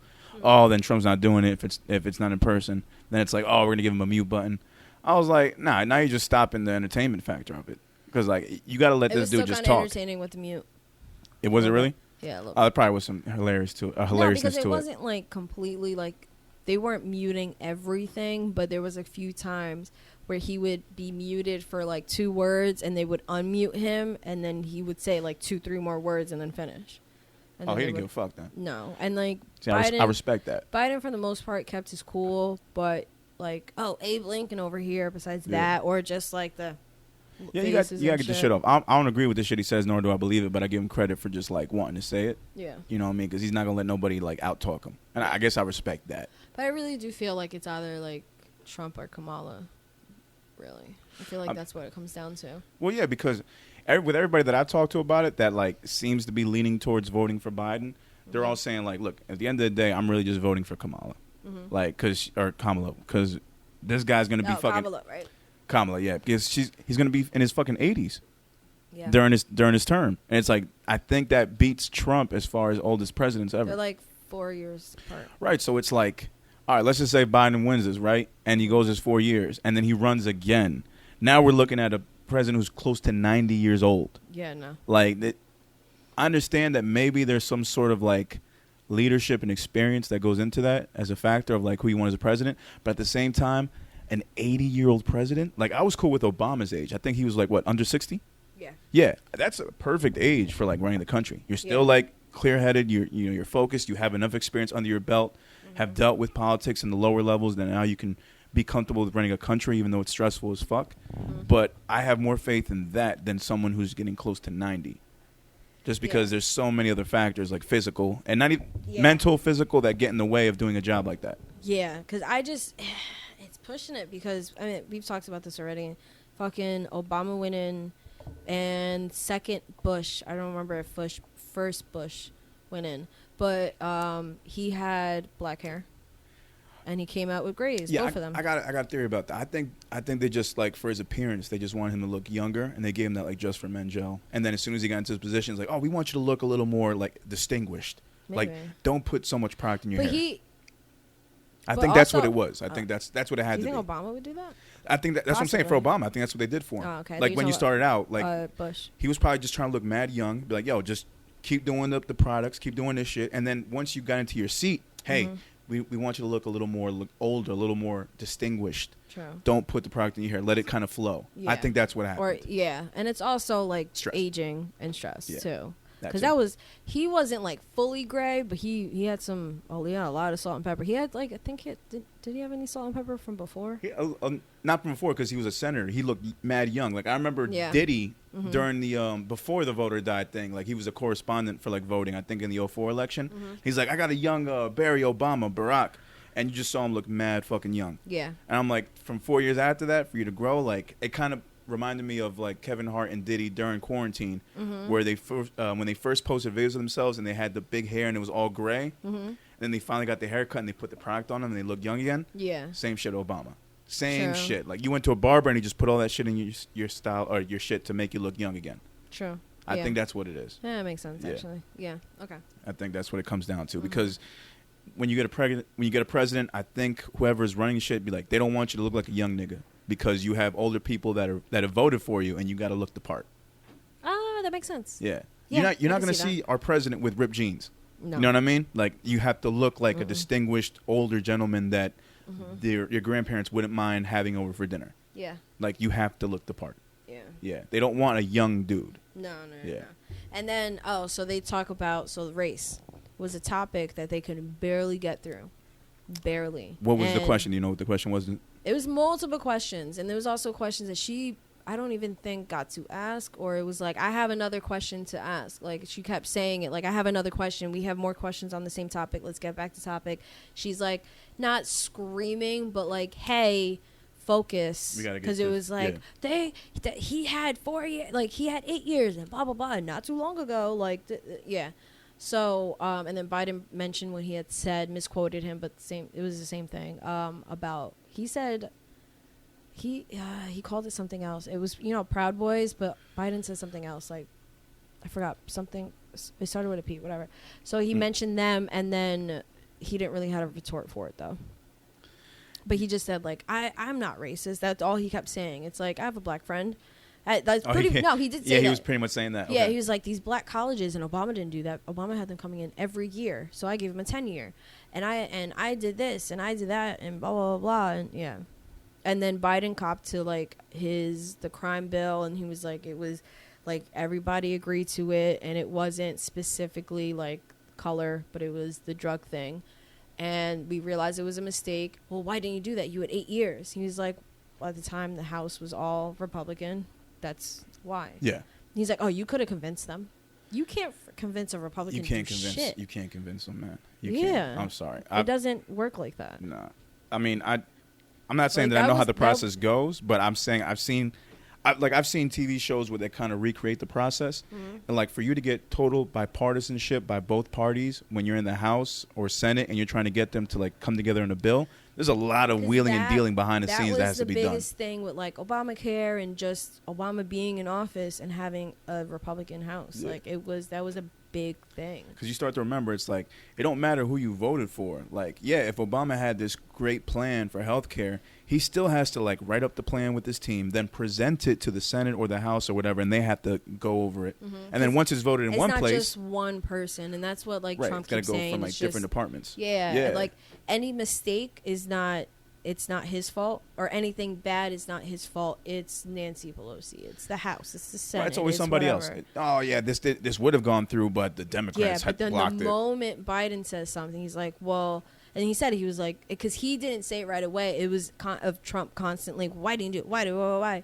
And then... damn, I really wish I remember the moderator's name. She goes, do you have 10 seconds or whatever? Do you want to say anything? He was like, it was a Republican House. Oh, well, you could have convinced them. Like, get the fuck out. No. You can't. No, it's hard. It's hard to do that. It's very hard. It was rough. But it was rough. Let's move on. No, you know what? Actually, we can move on, but there's one thing I wanted to bring up to you that we saw off air, and I want to just read this because I've gotten another updated post. But we saw a picture before we started of Lil Wayne standing next to Trump. Lil Wayne is wearing some type of sweater. I don't know what you want to call that. We'll post a picture on the... It's a cardigan. It's a cardigan? Buttons, yeah. Okay. Here's the tweet, and it's from Weezy's Twitter. So Lil Wayne, Weezy F, at Lil Tunchi. Yeah. Check this out. Just had a great meeting with at Real Donald Trump, at POTUS. Besides what he's done so far with criminal reform, the Platinum Plan is going to give the community real ownership. He listened to what we had to say today and assured he will and can get it done. So apparently, after that, I guess part of this post is someone reached out to Lil Jon and said, "Hey, Lil Jon, please join Lil Pump and Lil Tunechi in supporting our great president." Lil Jon responded with, "How about fuck no?" Keep these ghetto, goofy bitches away from me, please. So look, man, Lil Wayne is regarded as one of the great lyricists of our time. Yeah. We cannot deny that. You can say what you want to say about the South and their version of lyricism, but Lil Wayne is one of the GOATs in the past 10, 15 years. You got to say it. You got to call it what it is. For him to do this with Trump and take this picture and for it to be everywhere right now, I want to give homie the benefit of the doubt. I really do. I want to accept the fact that he just went in there, spoke to whoever was leading at the time, and talked over this platinum plan and possibly have gotten into Trump's ear somehow. I want to believe that. But at the same time, it's like, yo, what's going on? What's really the deal? And then it makes me think even further, because of what we were talking about before with Republicans and Democrats and how the Republicans are all about saving money. Yeah. A lot of these rappers got money. Yeah. That a lot of it would get lost if they went Democrat. Look at 50 Cent and homegirl that wanted to be like, yo, I'll pay your fucking taxes if it's a problem. Like, yeah. So it's like, you know, you don't know what to think anymore. If Weezy's feeling like this, you got to think how many other people in the hip hop industry probably think the same way, but have to say like, yo, I don't fuck with Trump, but are going to be going on election day or have already voted for Trump. Secretly. I mean, I wouldn't put it past him. I wouldn't put it past Wayne. I want to take a look. I have his picture right there. I just made eye contact with him, and I'm going to take his ass down for this. That's a young Wayne, though. No, it's a young Wayne. It's a young Wayne. He was good. He was good back then. This Wayne right now is on some other shit. Yeah, even when he was like, I don't see racism, like when he was talking about like his Wayne shows. has said a bunch of bullshit. Yeah, and I mean, it also comes from like when we spoke a while back about like people who are sheltered. Yeah. And not like when people like us talk about people who sheltered, it's like, oh, like it's a white kid sheltered, they don't know the world. But it could also go the other way around. Absolutely. When they're in a community where they don't have to face that. Yeah. So they don't know anything. Like when I told this girl that I was called Spick, she was like, what? Right. She had no idea. Yeah. I'm like, no, that's an actual, that's a thing. Like that's why I say it, to take the power. Like I don't give a fuck. Like, yeah. I think you and me are in an area where we get to see both sides of the fence. Like we're not too far from both areas. Yeah. Yeah. We're not too far from the hood, not too far from the suburbs, and we're somewhere in the middle. Yeah, like my whole life, I've always been right outside like the projects, and and moving around a lot. Also, like I moved to a white town, and we dealt with a lot of shit when we were there, and cops calls all the time, and like shit like that, and fucking whatever. Anyway, so I just think it's somebody like that, and like 50, I can see them going that way from greed. Yeah. Out of like that type of sense, looking out for themselves, but portray like 50 don't give a fuck. He's just not going to portray it any other way. But I can see Wayne portraying it this way, like how he's doing now. Like he seems like the type of motherfucker to be. It's looking out for himself, but he's going to portray it like no, this is something for the whole, for the fam. Like, I mean, he's saying it right now. It's basically to give the community real ownership. No, it's not. Like, this is somebody who said, like, talking about Proud Boys and talking to them, and he has, like, these neo-Nazis, like, neo-Nazis. Also, it's just... But, like, he has all these motherfuckers who will lynch your ass in 2.5 seconds behind him. And you want to vote for somebody like that? You want to vote for the same person that a skinhead is going to vote for that would rather see you dead than anything? Like, get the fuck out. Right. And what's Trump going to say? Like, oh, don't go at him. He's one of the good ones. Like, I could see Trump saying some shit like that. Yeah. And then, making it even worse. You know damn fucking well that like all these like racist motherfuckers are at home and they're seeing this. Like, we were talking about it one day, and somebody's like, I just don't understand like how they still back him up after they see him going for the black vote. I'm like, because they're thinking, oh, yeah, because that'll keep him, but it's just a facade. Like, he's just lying to them. Yeah. Because they're not going to accept the fact that Trump lies to them. It's funny. Black people and brown people think that he's lying to whites, and white people think he's lying to us. Yeah. Yeah. He's lying to everybody. He's lying to everybody. Yeah, he's lying to everybody. This is a crooked fucking Yeah, I he's mean a they're crooked all businessman. crooked. They're all crooked, and like he kept saying to Biden he was crooked. He was like, "Oh, and that's why people call you a crooked politician." And Biden was like, "Nobody calls me that," and I laughed. I'm like, "People do." People do. First of all. People And they do. called, and Trump is a crooked businessman. Like he's made a career off of like just fucking people over. Politician. Yeah. Yeah, he's been a politician in the business world. Yeah. Which is kind of also why this works great for him. Like he kind of fit into the president role already because it really just depends on being a good liar, somewhat entertaining. Yeah. You know, like you got to be like that. I think Obama, for some people, I think because that's the thing. Like when you really get into the gist of, not just like you break down what Obama did and didn't do, I can understand why a lot of black people don't support what he did after his terms. Yeah. Like I read somewhere, I think it's pretty much valid that he was the president that killed the most people in wartime. Who? Like Obama. Like he has the highest death total out of any other president as far as it. But that also, what people don't know about That's also from Bush too. Well, from Bush too, but also it accounts of now you have drone attacks. Yeah. So it's like that technology wasn't available back when Bush was doing his thing. It was when Obama. It's something that they weren't prepared for. Right. So the opportunities to kill more people and not have to use any manpower, like that goes up. So yeah, you're gonna kill more people that way. I get it, but and the numbers probably would, if we were still at war, kind of. Yeah. It would still reflect now. Yeah. Not to mention also Obama, I think has even like I think I'm losing my shit here. He deported more people than any other president as well. Yeah. Yeah. So again, those are two things that you would expect from Trump, but yet they came from Obama, and that's what people don't know. Yeah. And they have to know that. Like, these are little facts. And then, what's it called? They talked about ICE and the border, and she brought it up, like, okay, well, you have like 500 something kids. With parents missing? With parents missing. Yeah. And he's like, well, I don't know. Like, they were cartels and coyotes and blah, blah, blah. And then Biden quickly jumped in like, no, these were not cartel people. These were not murderers. Parents. They came in with parents. Yeah. And These then he people. switched it because he's like, we're going to find them great, blah, blah, blah, blah, whatever. Or we're going to send them back. I forgot what the fuck he said. And then he kept going. And then when Biden chimed in and said all that shit, he was like, you just want to send them out when they don't even have their parents and where are they going to go and blah, blah, blah, all this and that. And he was like, well, what? Like, what if they're, what if they're a bad guy? What if they're, they're a murderer? What if they're a rapist and blah, blah, blah? And I'm just thinking, like, you've been accused of that. Biden has been accused of that. But, like we don't already have that. Like, it's like almost like he assumes because they're coming from a different country. That they're scum. And then Biden mentioned the Muslim thing. And it's like, but you really didn't. And these people, I've been reading stories on that fucking, the border shit. Like, there's kids that are getting, like, fucking molested, all that crazy shit. Tortured. I'm expecting the worst. Out of that. I don't know what's going on, and they're obviously hiding it from people for good reason because there's a lot of bullshit going on around there. Yeah.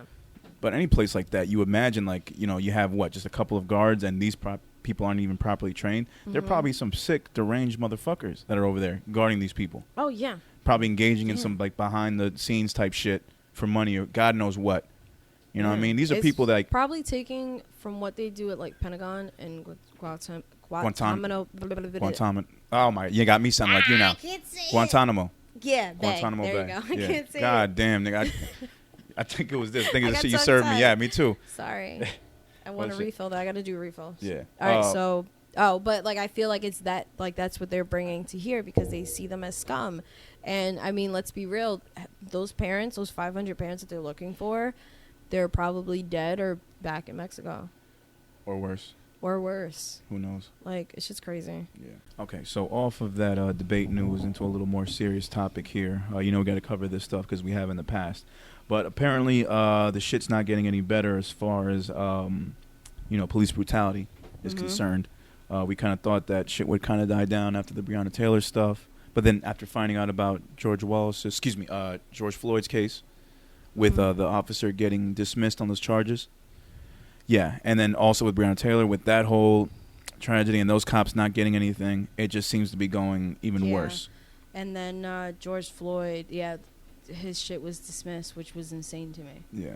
Because it's like we were almost on the right track. But the stuff keeps happening, and just recently in Philadelphia, As you all may know, 27-year-old black man by the name of Walter Wallace Jr. was gunned down this past week on Monday afternoon in full view of residents, including his mother. It was an incident that was reported on cell phone video, and it just became the whole latest issue in this whole police brutality thing that's going on. Yep. So, of course, what we all thought would happen ended up happening. There were protests later that night. Yep. People demanding justice, and it looks as though that 30 police officers were injured and about 91 people were arrested overnight on Monday with all the looting and arson that were going on. Yep. So obviously authorities were ready for what was going to happen, and unfortunately people got hurt, police officers included. Yeah. Now, we were saying before that you kind of saw the video, but not really. You kind of had to turn it off. Yeah, I had to turn it off. It was because the George Floyd video, it kind of just like brought me back to that. Yeah. And then even oh my god, I forgot his name. The one that got shot a bunch of times and he's not dead, he's paralyzed. In front of his kids, he was walking to his car. Oh my god. And he had his two like it's messed up that single digit there's so many age. names. I know. I'm like, because I said George Floyd. I'm like, no, that definitely. I'm thinking him. like Ahmaud Arbery. I'm thinking like Breonna Taylor. I'm thinking Elijah McClain. Like. Yeah, Ahmaud's like, I watched his. Yeah. And that shit just like, and I for some reason I couldn't stop watching it And because these are I kept all separate. thinking like, who the fuck is like driving behind this and recording it? It's funny because all these incidents are like shit that like these people didn't do a damn thing. No. I mean, this one, depending on who you ask, I mean, with the story goes that, and it's on the video, that Wallace was armed with a knife Yeah. when he was shot, and he was advancing towards these two cops that both let off 7 shots each, Yeah. which dropped him. The family was saying that Walter was going through a lot of mental distress, and they argued why they couldn't use a more non-lethal method to take him down. Like you can kind of see it, like in the video, you kind of the way he is, kind of like He didn't seem like he was all there. charging. No. Right. Okay. You just see like it. You don't see his face, but it just. I don't know. I just felt something. It's just like Right. very it was And then dark. you wonder, because I think even this past week, I think today I saw a fucking video of some white kid getting out of a car with a lacrosse stick. He's got his face covered, and he's banging on the cop car, the windows, like putting cracks in the windows. Another kid that's with him threw rocks at the window, and the cops are just inside the car, and they're filming it. They're filming this happening. They're not getting out the car. They're not stopping these white kids. They're not doing shit. No. They're literally just letting them fucking bash on the car. Yep. And it's like, what fucking world are we in? Because if Yeah. this was two black kids, guaranteed, or at least that's how it is in our minds, because that's how we're always treated. And that's what we see on TV. Yeah. These motherfuckers would have gotten out their car, Oh yeah. beaten them down, 1000%. or even worse. Yeah. So it's nasty Or what's run going over. on. They did it in New York during a protest. Word up, there you go. Yeah, and it wasn't. I don't even think it was a riot. It was like just a regular marching protest. So you're letting these fucking kids that with lacrosse No. sticks like that's white privilege as it gets. It is Coming yeah. out with lacrosse sticks and banging on your fucking cop car, and you don't feel slightly disrespected. You're just letting that go, and you filming it. That's the wild shit. That's the That's wildest the wild shit. shit. Because it just like I seen another video of it was a protest. I'm not entirely sure if it was a Trump protest or whatever, but there's this one woman with a Trump thing, and she, to make it more comical, they put it like, the Edward Scissorhands music when he's like cutting the paper and it's like all snowing and shit. So they put that, and this one white bitch looks insane, and she has no mask. She's walking up, and I guess there's a guy right there that has a sign. He's like, I'm sorry, like, back away. And she's just like, from your like N-word ass, and she's just calling him the N-word. Yeah. And the person recording sounded white, but she called this girl N-word. There's another white person on the side recording also that you catch in like the snap or whatever, like the first person did, and she's just like spouting fucking crazy shit, like just wilding out. No cops involved in this at all. And then she's trying to like attack him. Then she's like, "What's your name? What's your name?" And like does this whole parakeet thing, like, "Oh, well, my name is this. My name is this," like repeating the person recording's name. Then goes, "Oh, I'm good. My energy is always like this. Oh, it's natural, baby. I just killed my husband in June." And it's like, you just wait. That's some wild shit. She's carrying around a Trump sign admitting to murder and calling people the N-word. That's what we doing? That's what we doing now? And that's okay apparently. Like no one bats an eye. It's really ridiculous. And I didn't hear any. I think I just saw the video recently, like it just came out, but I don't know if there was any follow up. No, nothing. I don't. Probably not. It's really wild. But it's fucking crazy. There's two other crazy things about this that I just caught, and the article that we got this information from was from the Washington Post. Sorry, I got it. Oh, you do have it. Okay. I was like, where'd it go? All right, yeah. So from the Washington Post. So I'll just read what it says here. So Wallace is one of at least 806 people whom police have fatally shot in 2020, which is a wild number in itself, Yeah, it is. According to the Washington Post database. Mental health issues are a consistent factor in many of these shootings, with about 1 in 5 of those fatally shot by police known to have been dealing with such concerns or experiencing crises at the time of these encounters. So 1 in 5 of these 806 people have had mental health issues, which is saying a lot right now. Yeah. And then the other second thing that was kind of interesting to me was when they were talking to Wallace's parents about what happened. The parents both called for justice in the case, but they said that they didn't think that the officers should be charged with murder. And the quote was because they were improperly trained and did not have the proper equipment. So I'm wondering why 2 Philly police officers didn't have stun guns and only had regular guns, or didn't have a baton or something to fight off a knife with, Or like the sleeping gas, or like rubber bullets. Rubber bullets. I'm like against the rubber bullets when they killed that baby when they shot the person that was pregnant. Like that was just, well, in that sense, but yes. it's better than it is better. But you should have. But they should have a stun gun, no? Yeah, but there was somebody who died from a stun gun. They kept shocking him. Well, that's where it gets into brutality. Like, they brought him down, and yeah. Well, you gotta subdue the person. Like that's the right way to do it. Like, yeah, obviously we don't want to hurt anybody, but if I'm a cop and you're coming at me with a knife, the smart thing to do, at least for me as a cop, is to take you down. I'm not gonna shoot you. I don't want to shoot you, especially if I'm outside in public and people are filming it. I know it's the end of my career at that point. I got to do everything possible by the book. Yeah. And these guys obviously don't care, or in the moment they just you shoot down the person who has they a freak weapon. out. Yeah. They freak out. But the fact that I don't know, it's tough, because unless we're in that situation, we won't know how to act. But I know for damn sure shooting the person is the wrong thing to do. Yeah. Yeah. Because I understand if the person has a gun and is what's a different story if he's got a gun directly at you. Yeah. Like I understand that, but it's like a knife is but it's there's the saying, don't bring a knife to a gunfight kind of thing. Like it's a knife. Yeah. Like you have time to do everything else, then shoot the person. Yeah, and they were backing up. Yeah. It's not like they were stuck in a corner and they had no other option. You were outside.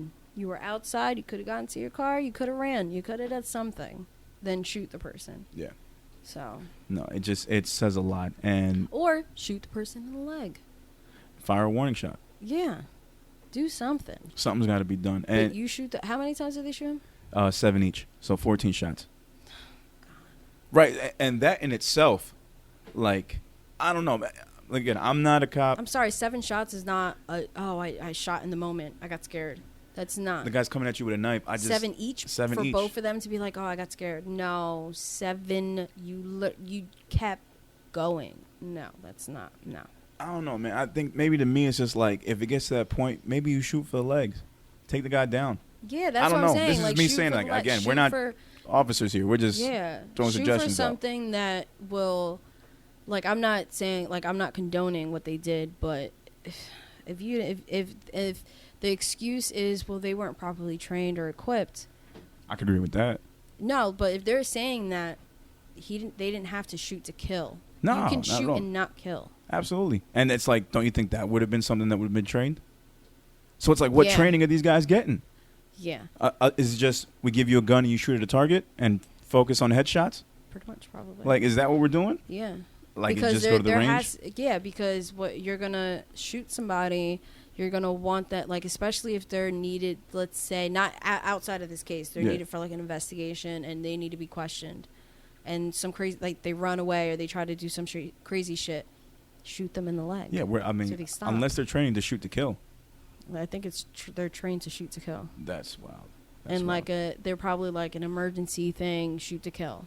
At this point, it's like, let me ask you: do you even see, like, countless people have died even before George Floyd, before this became a big thing in this year? Yeah. Countless people have been dying from police brutality. What is it going to take? what type of video is going to have to be recorded in order for everything to just, for police training to just get a complete overhaul?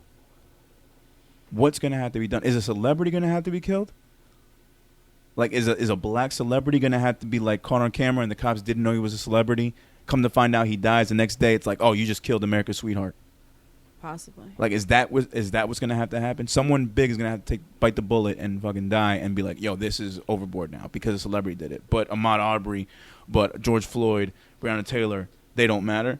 Mm-mm. But it's got to be someone famous for shit to actually change. Like, that's going to be something. I think that's when shit will really hit the fan, when celebrities will start going harder for this. Yeah. Yeah, like... it's not that, like, celebrities aren't, but we also have to remember, like, they do have a platform. They can do but so much. Right. But I think when to your point, if it's a celebrity, like, will it take that to happen? Possibly. I think so. Because then you're getting everybody riled up. Everybody. You're getting, like people are going to be hounding you. Like, they're going to be doing a lot more than what we've been doing. Let's say, for example, LeBron James just happens to be driving around his L.A. one night, gets stopped by cops. The cops, for whatever reason, don't know this man is a famous basketball player. Yeah. They just think he's just another tall black guy, whatever. Just start stereotyping. Get into some shit. LeBron's like, do you know who the fuck I am? Blah, blah. Cops don't care. Guy's having a bad night. Ends up shooting him. Dies. God forbid. I'm just, like, putting this out there.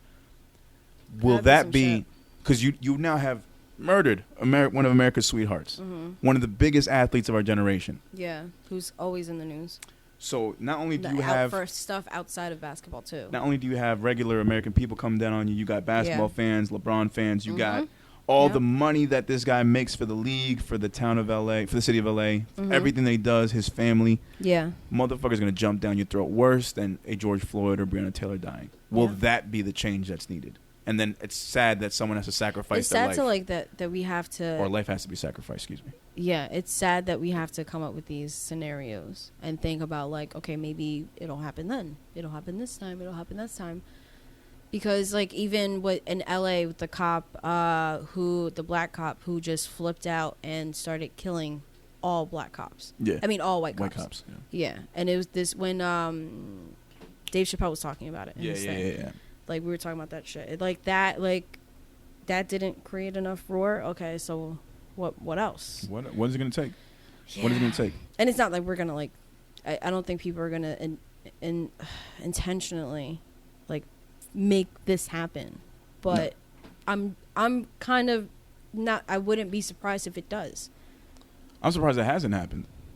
Yeah, but then I think it's like when these celebrities get stopped, I think they do a good job of, like, letting people know. Like, Offset just fucking got stopped recently. Yeah, and it was a scary moment because he was filming, and it kind of felt like every other situation where it was a cell phone video and shit went down.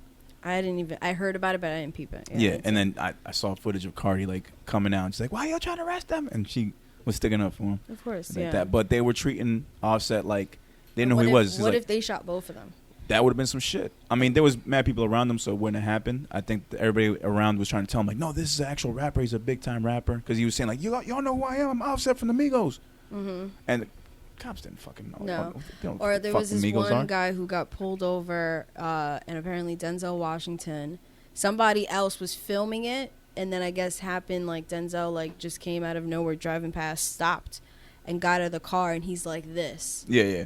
I heard about that, yeah. Yeah, and the cop was like, no, it's okay. And then they're trying to separate. They were trying, like, no, like, we're questioning him type of thing. And Denzel was like, no, like, he wasn't letting go. Like, I think he, like, held on to the guy, too. He's like, I'm not letting go. Right. Like, what? No, you can talk to him while I'm here. That was a dope moment, too, when I heard about that. That was good.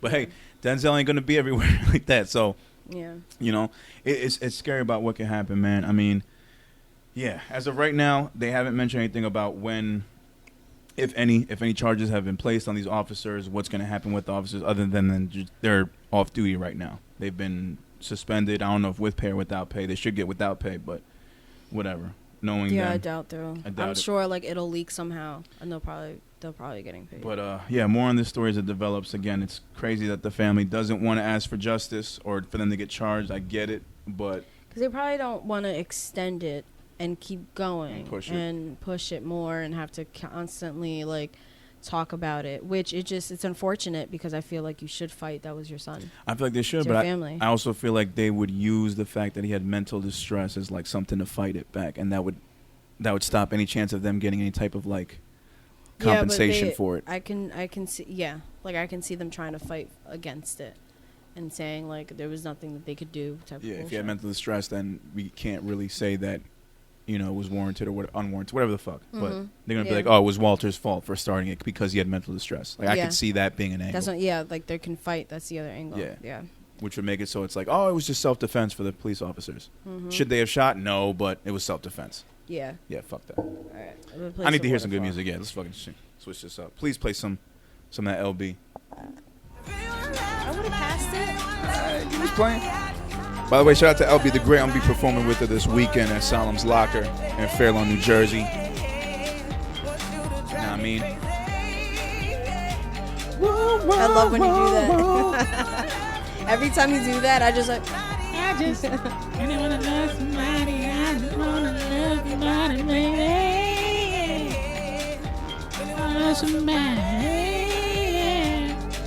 Dude, I was supposed to post today. Whoa, whoa, whoa. Yeah, no, Solemn's Locker this Saturday, Fairlawn, New Jersey. Don Vinci, Prospect, Kid Pro, Ron Solemn, LB the Great, Young Benny, hosted by Danny Ray. About to turn up on Saturday. It was the same place that the Jungle Bash was done last year, which I did not get to go to, but I saw that was the place where Ron met S Double, and a lot of good relationships started that day, and I missed out on that show. But I'm glad I'm gonna get a chance to be there this Saturday and fucking hang out, man, and see the environment, hang out with people I haven't seen in a minute, and just have some fun, man. Do my performance shit again, so it's gonna be dope. I'm gonna turn up for sure. Dope. All right, we're gonna take a break. Take a break. All right. You can't even put your headphones on, can you? Wait, can you turn it on or no?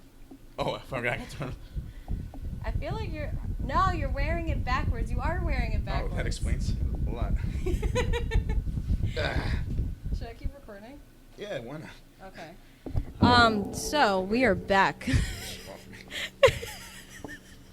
So to lighten up the mood a little bit, we did this in another episode and we recorded it, but then we had some issues with that footage. So for some comedic relief, we're going to do this again. So this is a nice little doohickey that Sade got during quarantine. Yeah. She was complaining about, sore neck and everything, and shoulders, so she bought this nice little gizmo called the NeckTech off of Amazon.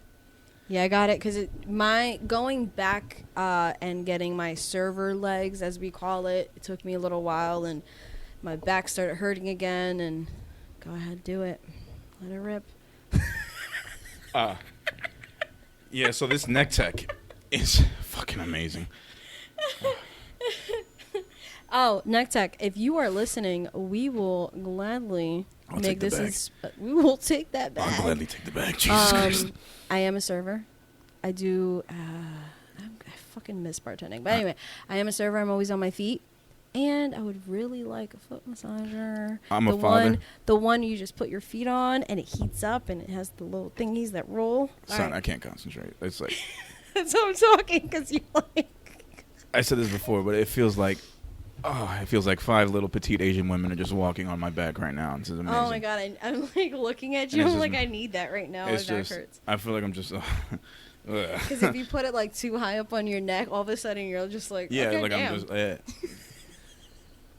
Just bob. I really feel like a fucking T-Rex right now. Like the straps have to be here like this. I got short fucking arms. I can't reach for shit. Can you like put more? Put more what? Like your arms in it more. Oh, okay. I thought that wasn't. Well, no, you can because you like. Because I like the top of my neck. Yeah. Oh, okay, that's but right. then, oh, and I did that. I'm so zooming into this. I know. I had to grab everything, so I'm like a T-Rex here when I grab my shit. Because I don't want to mess the flow. Don't drop it, please. Because it's moving my neck as I'm trying to drink, so If you're listening to the audio, I'll make a tag. So once this video is up, Oh, no, you y'all have need to see the video for this. You gotta see the video for this. Because this is also an endorsement. It's not even an ad. It's not a paid ad, that's for sure. But goddamn, this ain't the most.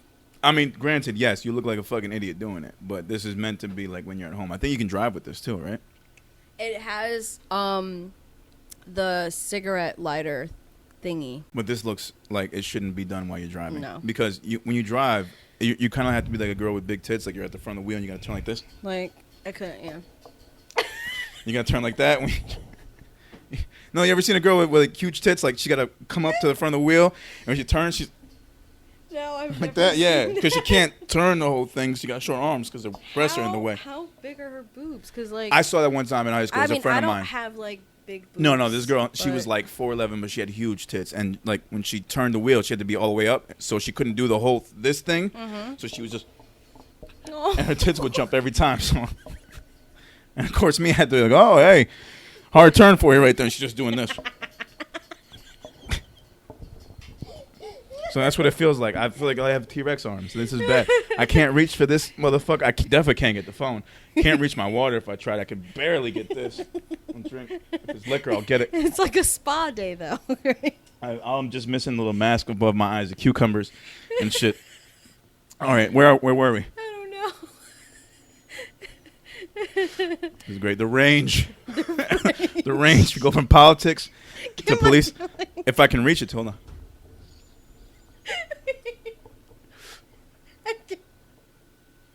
I'll keep it there. I can't look at you. Okay. This is amazing. This is really good on my back, though. I'm not gonna lie to you. This is No, fucking it's amazing. It's amazing. amazing. Oh my God, I may I'm, look like, like an so idiot hot right right now, now. but man, I'm telling you right now, my back feels amazing. You look like, what was it called? Probably, like, in the midst of turning into, like, a Ninja Turtle. Like, I'm in the right. I got like a huge shell on my like back you're right getting, now. like, you're, Yeah. it's like you're getting ready to dress up as one. You Yeah. have the huge thing. It's so funny. Oh, off topic, kind of on topic. I just randomly read some like new Ninja Turtle comic book that was coming out today on Facebook. Somebody posted it. Mm-hmm. It's like a dark dystopian future where like 3 of them got murdered, and one's walking alone by himself. And he's looking for revenge, so he goes to the fucking tower. Yeah. The Foot Clan tries to fight him, Mm-hmm. and he calls out Shredder's grandson. Like, this is how much time's Oh, passed. shit. And turns out he's fighting him, right? This is the first issue. If I'm spoiling it, whatever. Fuck off. He's fighting the dudes. He's at the last foot member before he gets to Shredder's grandson, and, like, they fall through some glass. He falls to, like, the bottom of the floor. He's hurt. He runs away. He wakes up, and it's a fucking old-ass April O'Neil taking care of him, and you find out it's Michelangelo. And then he's like, I gotta still get revenge on these dudes. And then that was the end of the episode. I'm sorry. I know. I'm trying to sound serious while I'm talking this shit. I can't. I'm but man, what a story. I'm interested, and that's just like that was 1 of 5, and I'm gonna get the other 4 now. I have to check on it. Hunchback from It's the Hunchback of fucking Lodi. Persephone. I can't breathe. Oh my god. Nigga, why am I laughing? This shit feels amazing, and I'm laughing. Oh my god, I'm crying. Oh my god. I can't do this. I can't hold this. No, not the whole time. What you got? Wendy's napkins and a tissue box, nigga? You got them nasty ass brown napkins. Yeah, because he fucking got windy. You put them in a tissue box. I ran out. I ran out. That's so ghetto. Oh my god. Yo, that's the ghettoest shit I ever see. Okay, That's hilarious. And I'm here getting rubbed on a machine. Oh my god. What is wrong with us? No, because he had a It's shit. 11:11. He had a shit ton. Ooh, 11:11. God. Okay. You're gonna do the lower back before we stop. I might as well because I'm sweating right now. I really can't move now. My arms like this. I'm crying, laughing, and I'm in so much relief right now. Wait, I can't resist. Oh my god. Every time you go get a drink, whew, okay, I can't. I'm in other not news, going to look at you. So, JC Lodge, I can't do it. I'll just check on the other news in here. Hold on a second. I'm gonna keep going. We're So, at 140. Did you hear about the price increase for Netflix? The standard went up to $14 from $13, and the premier Bro, take tier went up to $18. I can't. What? We Let me do my Lord. I can't take this. This is supposed to last like 5 minutes. Oh, okay. All That's right. it. So, Oh my god, I Turn this- can't. wait. Oh Jesus. I can't. Okay, I can't reach the turn off. I can't reach the turn off. Shut up. Go up. Wait. Just go up. Oh, God. Oh, there you go. I went back here.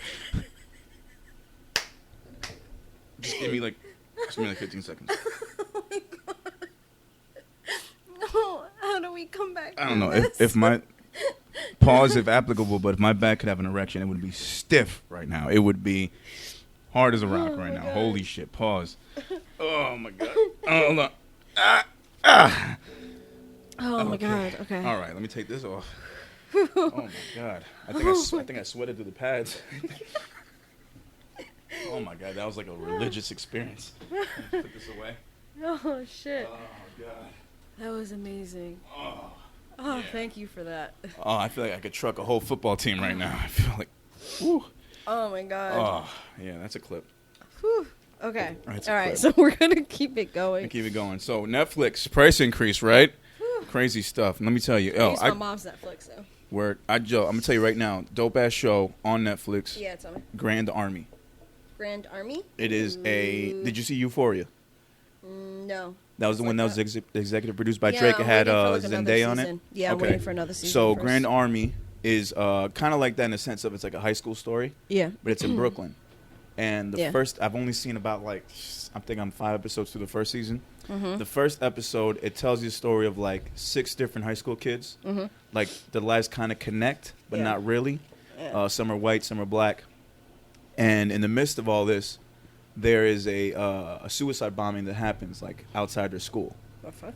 And I guess in between that, it's like all little high school issues that arise, you know, Mm-hmm. in between. But it's a really like entertaining show. Like I liked it a lot. Yeah. It just gave me the whole like vibe of being in school in New York and shit. So What was the name of it? Grand Army, Okay. yeah, definitely one to watch. I would say. What was I gonna say? And you finished The Boys season 2? No, because I'm fucking waiting on Juan. We had 2 days. Okay. Was it one? Well, not last Tuesday. So not this past Tuesday. Last Tuesday, we were here. We're watching it, and we got through 3 episodes. He fell asleep at some point. Oh, it sucks. Yeah. I was so fucking pissed. He fell asleep, and I was like, I'm gonna keep on watching this. Wait, so there's definitely What? there's definitely a boring spot in season 2 where I think I fell asleep, and I'm guessing it's when Homeboy meets his dad. I completely zoned out of that whole thing. this is like, wait, Season 2. the beginning? At some point where he meets his dad. Who meets his dad? Well, I'm not gonna give it away because then if you haven't seen it, then it's something in the story, but isn't important to the main story. So no, I don't know what you're talking about. Okay. Well, that happened when that happened is like when I fell asleep. Oh I no, forgot this that is whole like thing. he fell asleep at the beginning of season 3. No, there's only 2 seasons. No, episode 3. Sorry, Gotcha. episode 3. Sorry, he fell asleep at the beginning of episode 3. Like 2, he was like in and out, and then I was like, "Are we doing 3?" Like 3. He's like, "Yeah, do it." And then he passed out, woke up, passed out again. He was in and out. So episode 4 comes about. I'm like, "All right, I'm not gonna do this." Like, you're just like he's like, "Yeah, let's." I was like, "You fell asleep through most of the last episode, so no, we're not gonna do this." That sucks. Yeah. So then the next day, I think it was that Sunday, we're able to watch, and I think we don't. No, I think we got through. Or I forgot what day it was. We got through episode 3. I'm like, I already seen this, and I end up passing out. I was like, all right, we'll just rewatch from this. Like, okay. I end up passing out, and I woke up the next morning. So that goes. The next day that we had off again, because I'm off Sunday and Tuesdays. I was like, all right, well, I got most of my work done. So tonight when you get home, we'll watch The Boys. No, we didn't watch it. It's killing me that you haven't finished this shit. No, I have Because 3 episodes left. it's And no, wait, is it 3? No, Well, it's 5. 8 episodes total. It's 5. Yeah. So I have 5 episodes left. It's important Can't to this even get project through that it. you finish this. I know I have to. That's what he doesn't understand. Actually, I don't think I told him. No, that, but so I don't think that's gonna make him want to watch it anymore either. I'm just so mad because like it's not that I'm gonna stop because I'm gonna cast it from my phone. So what I did is I'll take screenshots and then I'll just watch back to the episode at that time and be like, okay, this for yeah. Yeah, I feel it. Yeah, you should because it's they've already introduced Stormfront. Yeah. Yeah, so you already see what she is. That bitch is crazy. Right. But you don't know her story yet. Bitch is crazy. But you don't know her story, her background. No, not yet. I just seen the way she handled Tomboy. All right, so when you see her backstory, though, that's going to be real interesting. You'll see why she's important to the second season. Mm-hmm. Yeah. Mm. And because of me getting sound bites for you, I already know that and you pay more attention to the story that way. Huh? You pay more attention to the story that way when you're, like, collecting sound bites because it makes me, like, realize more important stuff is going on. Yeah. The only thing is I got wrapped up. So what fucks me up is I get like episode 1 and 2. I completely forgot about the sound. Well, yeah. Well, I was thinking like, should we talk about this? Whatever. I got wrapped up in the sound bites and I like forgot by episode 3. That's when I was like, oh shit, I'm supposed to be looking for sound bites. Yeah. There's one where she has a conversation with him and she's telling him about like, I got dudes making memes around the clock. It's like the new age of superheroes. Like you have to be this. Mm-hmm. Like, you don't have to convince 50 million people of something. You just got to convince 5 million people. Mm. Like, and that was a great, great speech that she gave him. And, like, because it's like, and it works on so many levels on stuff that's going on today. Mm-hmm. Like, even with presidential elections. You don't have to convince 50 million people. You just got to convince a smaller number. Yeah. And then it'll work itself out. Mm-hmm. Like, and it goes to show you, like, how powerful memes have become in this day and age. Yeah. Because it's like, I haven't seen the episode yet, but I did see when I was looking for sound bites. I did get some spoilers. Yeah. Like what happens to Stormfront. I did see something. It was like what's his name? Homelander and his memes. Yeah. So I know what scene I didn't see it. Like I was like, okay, no, I have not seen this yet. There's some shit that goes on though. That's why I want to finish catching up so that way I'm like, okay, like I can actually go through everything that I'm finding. Yeah. He's embracing his badassness. Like the first episode of season 2 with that blind superhero, which we didn't even go over that, but that was hilarious. Oh, that shit was insane. Because I was confused. I was just like, something's going to happen. Right. He was, it was funny because, you know, when he's like, Wah! Like he starts screaming and shit. Juan woke up and I look and he's just like, that wake up, you're just... Right, with somebody screaming. What's going on? So he wakes up. And I'm like, shh, it's okay. Because when I saw it, when I first saw the guy, I was like, oh, dope. They got like a little Asian daredevil. Because that's what it reminded me of, like the blind superhero. So I'm like, oh, it's going to be on this season. That's dope. I can't wait to see what they do with them. And then like, nope, that died out 30 seconds later. And just that whole speech, he's like, yeah, let me ask you, what if I do this? And just, you know what I mean? Just did that shit to him. And the special effects afterwards was like, bruh. Sick. Bruh. Sick. He's a fucking monster. Now you're just another fucking dumb blind guy. And this shit was insane. That was great. This show is not for the sensitive. But it was funny. So anyway, I finished watching like whatever bullshit that I was watching in the meantime. And I'm trying to think of what else to watch. I'm going to get into that show. Actually, you have to tell me again later because I've already forgot. Grand Army? Grand Army. Yeah, Grand Army. I'm gonna forget again because I don't. Right, yeah, whatever. So I think it's on. If you check the top 10 in Netflix, it'll be there. Okay. Yeah, I think it should. But if not, let me know. I'm gonna search it. Yeah, Grand Army. Grand Army. Got it. Add to my list. Okay. There you go. Dope. Done. Yeah. No, it's a good show. Just like I said, kids in Brooklyn. Yeah. High school. Like, and it just brought me back to like, even though I didn't go to school in New York, like a lot of the themes in there. Yeah. Are great. And then it also made me think of like, yo, how crazy would school have been if we had weed pens when we were in high school? Because there's a lot of weed pen usage. I wouldn't have to keep going to my car to go smoke. That's what I'm saying. See, look, I did it again. I know. But like, yo, vape pens in general, like in schools now, like it's like a cheat code. Yeah, it is. Like, yo, you don't have to worry about like the smell at all. Like, all you need is some fucking eye drops if you're doing a vape weed pen, and you're straight. And like, damn, man. And it's just all this stuff, like, and how crazy teenagers are. I can't like stay still right now. And also how like the dark side of like of Instagram and social media when you're an impressionable youth. Like that, those are themes that are explored in the show. So and that's always like stuff that I'm really interested in, because I'm a dad and because like my kid will be in that same predicament like in 5 years. Yeah. I'm just thinking about like, damn, is this how you're gonna handle it? Like, is this, and how easy it is for these kids to hide shit. Chill out, chill the fuck out. Okay. All right, relax. Now you're foreshadowing, and I don't want to be there. I'm thinking about that now. Now it's gonna haunt me the rest of my days. I know. Yeah, I'm be thinking about you doing that. Think about me getting my neck rubbed. You're gonna like wake up like be flying over your bed. Sade! It happened. My fucking T-Rex arms. So anyway, like I was trying to fucking say. So I'm like, damn, I want to watch The Boys, and then I thought about like season 3, one of the guys from Supernatural going, and I was like, oh, I haven't finished watching their last season, but it's still like it's still coming out with new episodes. Yeah. So I just recently caught up, and as I'm watching it, it reminded me 2 things, like our conversation about like we were talking about like religion and shit, because they're going through like the God phase. Yeah. Like they have to kill God. Yeah. That's the whole thing that they're plotting. So that's like the major thing of like the last like 2-3 seasons. It's not like killing God, but like having to like work with him, discovering who God is, and then having to eventually like work through everything and be like, okay, we have to kill him and take him down.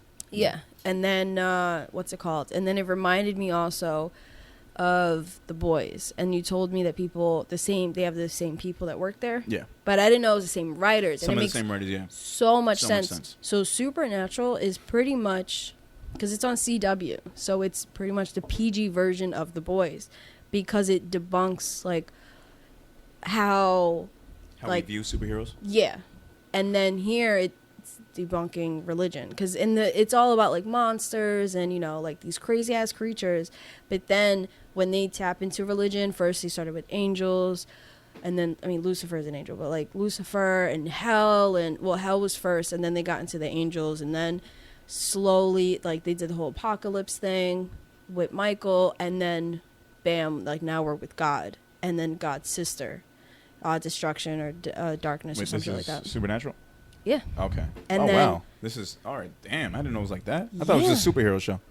No. It's not superheroes. It's like monsters. Really? Like it's vampires and yeah.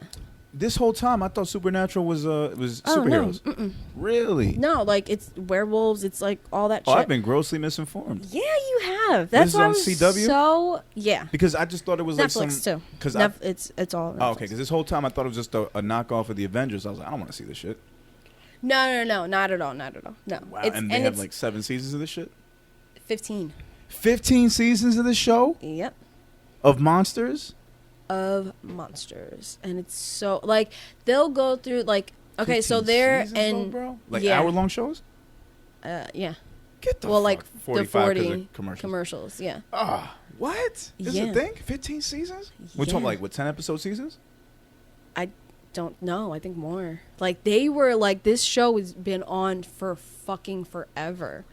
And it's always like, but it begets it like it does. So it gets like super dramatic and this and that, and like a brother's like you're almost dead, and then or like somebody comes back to life because they in the beginning it's like they only have their father who's never really there.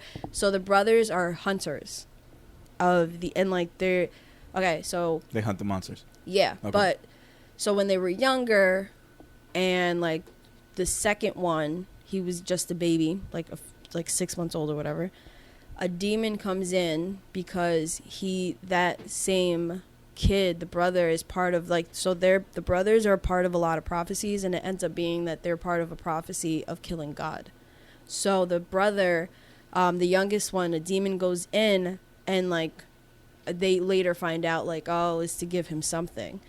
To be part to like fulfill that prophecy and go to the next one, like different levels of like, okay, this will help you get to this and help you get to that, because he's also a part of the apocalypse and all that shit. Gotcha. So then it keeps on going.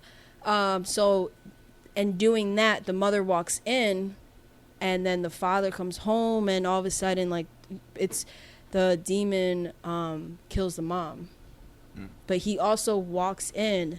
And all the demons, even when they look like human, their eyes change. The color of the eyes change.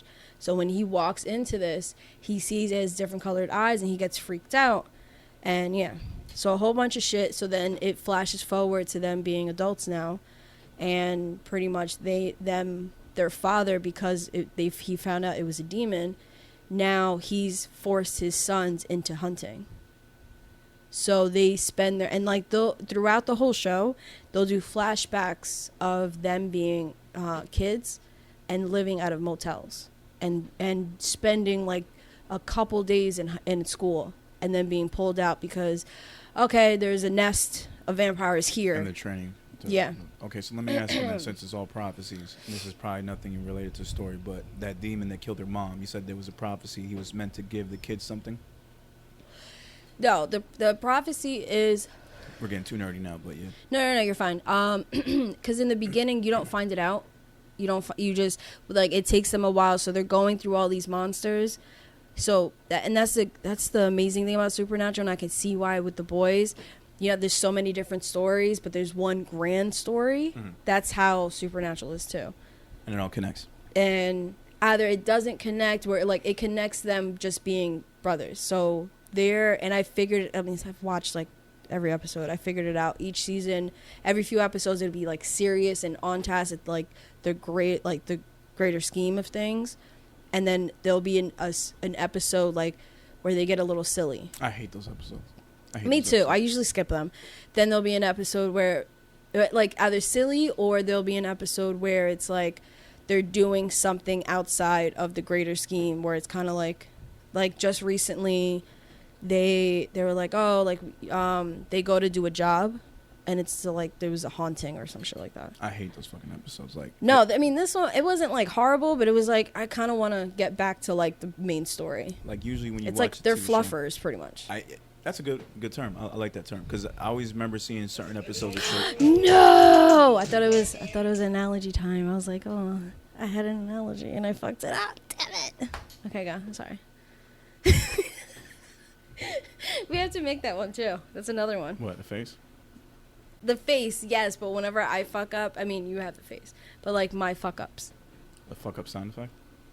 No, like a compilation. Never mind. Compilation. We're giving behind the scenes stuff. Oh, we can actually make a compilation of your fuck ups. Yeah, we can. Yeah, there's enough of that. Oh no, there is enough. There's plenty. I don't want to say it without saying it. But there's plenty. But yeah, we were saying. I forgot what I was fucking gonna say. Damn it. Okay, but anyway. No, wait. I do. These fluffer episodes. Mm-hmm. They're always like, if it's a 10 episode series, it's always like episode 6, 7, because 8, 9, and 9. The ones before the season finale are always like the most lit episodes. Yeah, and like the shit gets like during quarantine when I went back, because that's when I found out that the show was ending, and then so I was like, you know what? I'm just gonna go back. I got nothing better to do. I ain't working. I've done my nails for 3 times this week. I'm gonna do it. So I went back, and like the graphics are horrible. There's a whole bunch of shit that's horrible, but the storyline, besides like those like fluffer like episodes, I usually skip. I'm like, I already seen this. Like, skip. But they're just not needed. It's usually like one, they're not together. It'll be like one, like after like, say 3 episodes, episode 4 is like whatever. Has nothing to do with the main story. Yeah. And then they'll give more episodes and then they'll throw in another one. Kind of because I think it also kind of helps it not being so dense. The entire show, because there's so much shit that they're going through, so it's kind of like give it a break. And sometimes you can't really just fill it out for a whole 10 episode season. You gotta have those little bullshit stories. Like I remember Breaking Bad had an episode once where like they took a break from the main storyline and they were dealing with an episode where there was a fly in the fucking, remember that episode? It's kind of like that. It was like, I was like, what is this what it's about? Is a fucking fly the whole episode? You guys are worried about that? That one, yeah. And I remember watching, I was like, I was so disappointed. And I looked the next day on the internet, everybody was like, oh, this is one of the most genius episodes ever.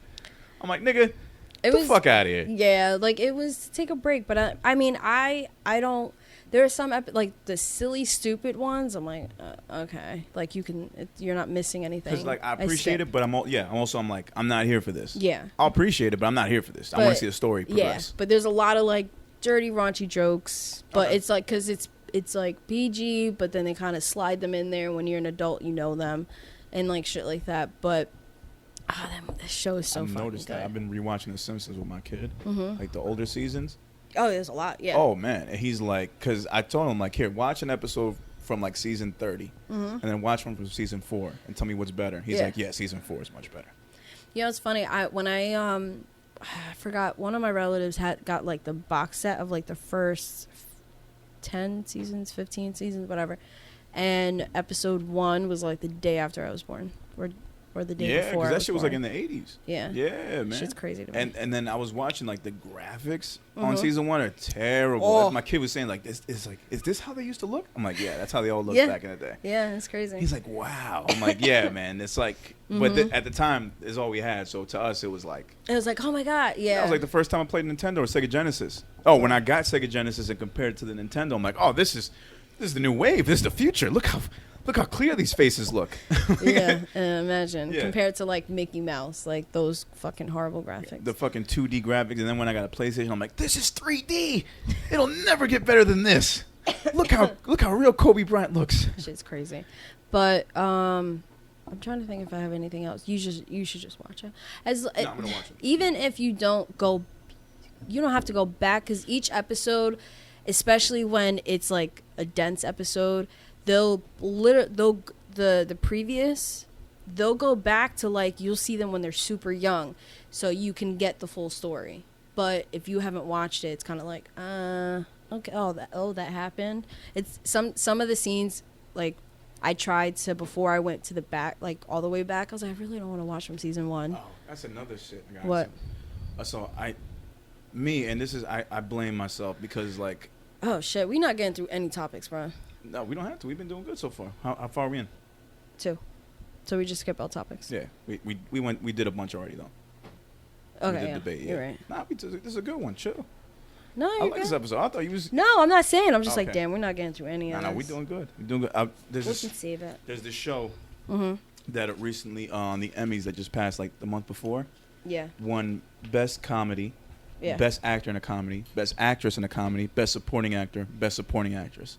So I was like, what show is this? And then I was like, it was called Schitt's Creek.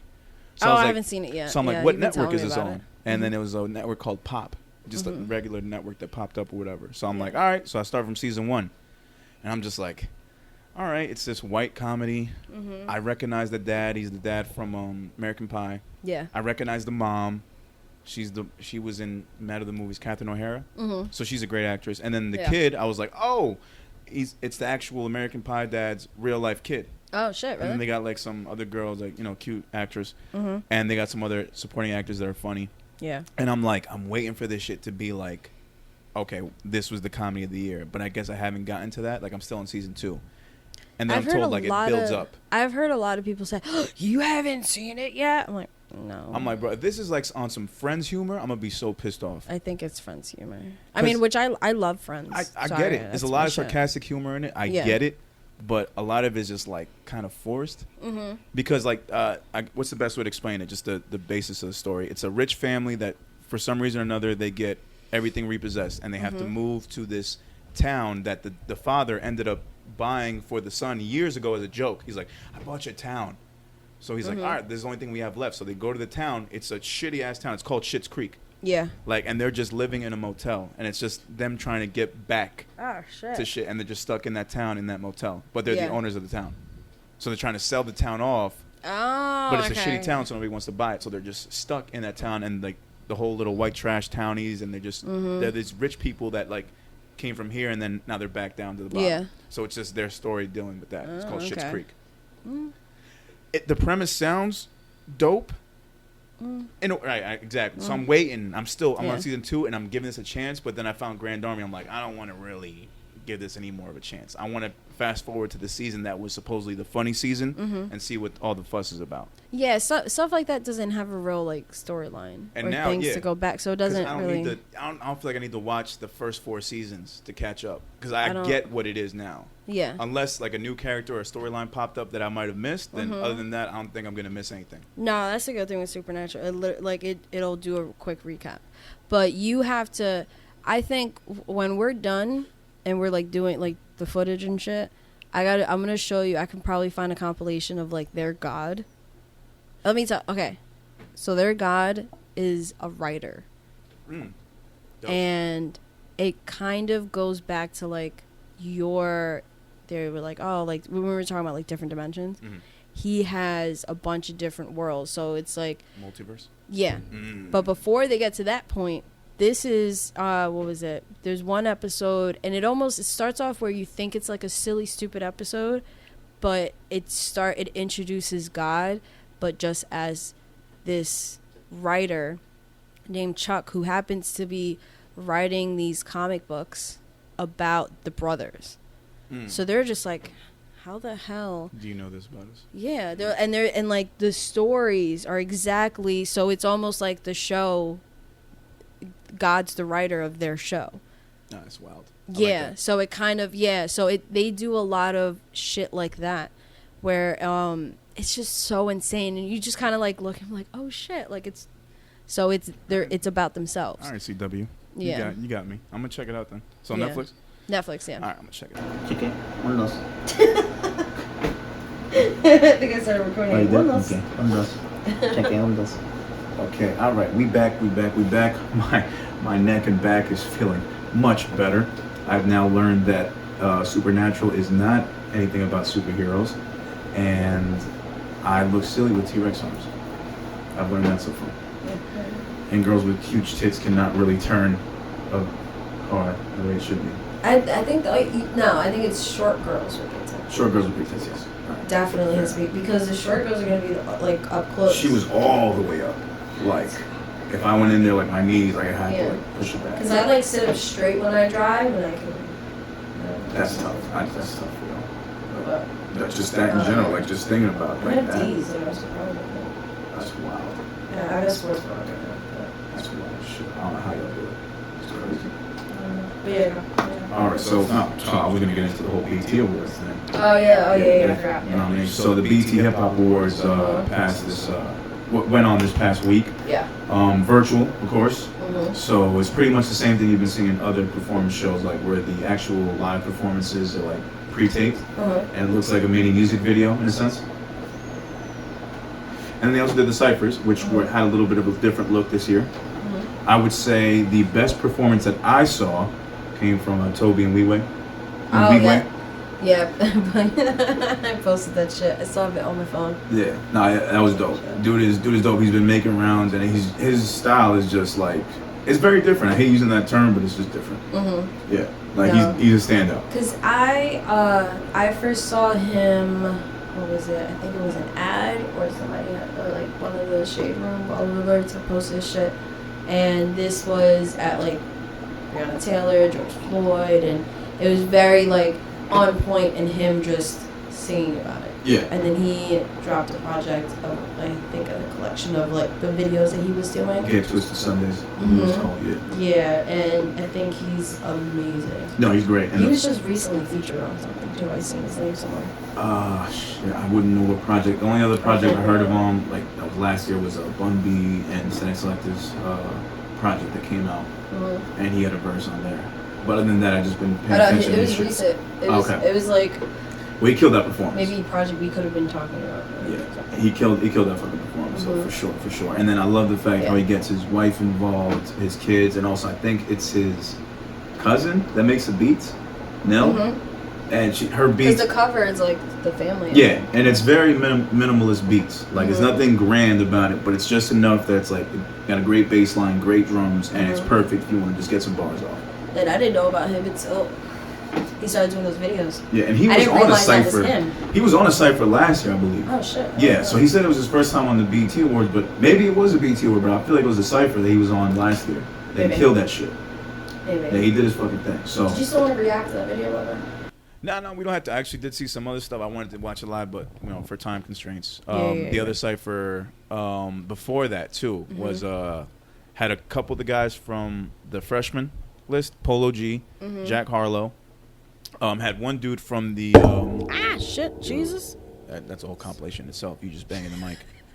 I felt that. I felt disrespected. I was gonna edit it out until you said to make it a clip.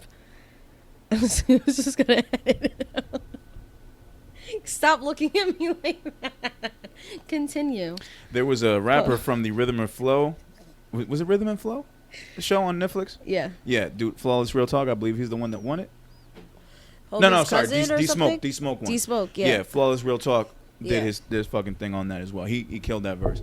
But it's pretty much, verses about, the government and stuff like that. What's going on today. So I respected that. And then the last cipher was all-female cipher. Tiana Taylor, Erykah Badu. Yeah. Who else am I missing? Her. Rhapsody. I think it's actually watching. Yeah. They all went in actually, so I caught clips of that. I just saw Tiana's and then I figured, I was like, I'm gonna watch it live with him, but then I figured you probably watched it all. I missed a little bit, but then I caught the clips of the rest, like the last half hour. I feel like we can watch it like off air when we're doing videos. Yeah. Only surprise, I think, because a couple episodes ago we did go through the nominees and made our choices. I think the big surprise was the fact that the baby didn't win any awards at all. He had the most nominations. I think he had 12. Yeah, didn't win one. 12. He didn't. Yeah, didn't win one of 12. One of 12. Yeah. Not the video, not album of the year, song of the year, anything that they were presenting. He didn't win anything. I think Roddy Ricch won album of the year. I have to look. Let's go through the list. Remember, and I was like, I'm gonna write down. Let me not say I think anymore when we have the actual results here in That's front what of I us. was Yeah.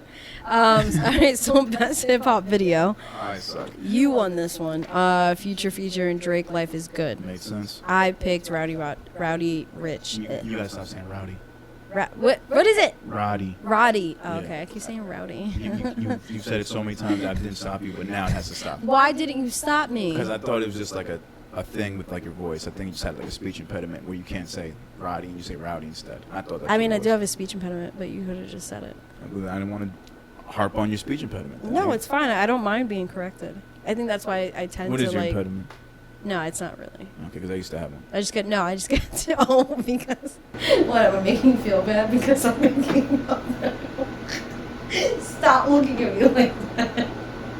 Okay, anyway, best hip hop best hip hop video. It is. Ask Nina. It's a serious thing that we're insecure about. too. I started a lot. Anyway, moving on. I picked Roddy. Ooh, I said, ooh, look at me. Go, stop looking at me like that. Best collaboration.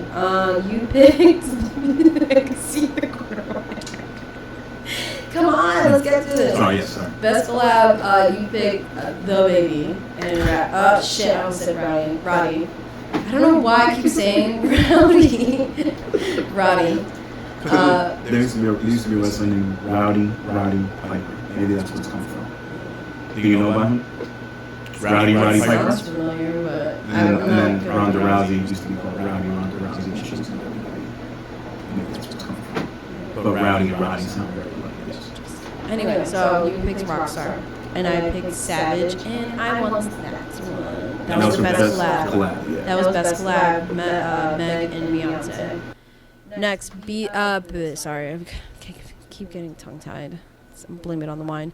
Best duo or group, and we picked. Sounds like collab to me, but yeah. I know, yeah, but not for a specific song apparently. So we picked City Girls. We figured because Earth Gang, Jack Boy is this. Migos, nothing. Run the Jewels, we could see that's possible, but we picked City Girls because we figured the hype. But Chris Brown and Young Thug won. Surprising. Best live performer, we both got this one a tie. It was Travis Scott. He got this one. Makes sense. City Girls also performed, by the way, and I saw that, and yeah, a lot of dancing, a lot of gyrating. It looked kind of awkward, but then I saw Shade Room posted it. It looked awkward, but then I seen a caption that was like, oh, this is JT because JT was the one that was in prison. This is her first performance, apparently. Oh, okay. Which I don't know how true that is because I thought they were on like a stage at some point and she came out like, hey, I'm out. She did other stuff. I will say, though. But apparently that was, I guess, her first official performance. And I'm like, this is my first time seeing them, like, what they look like because I never bothered. They're not bad. They're very pretty. Yeah, no, they are. Very pretty. No, they are. Yeah.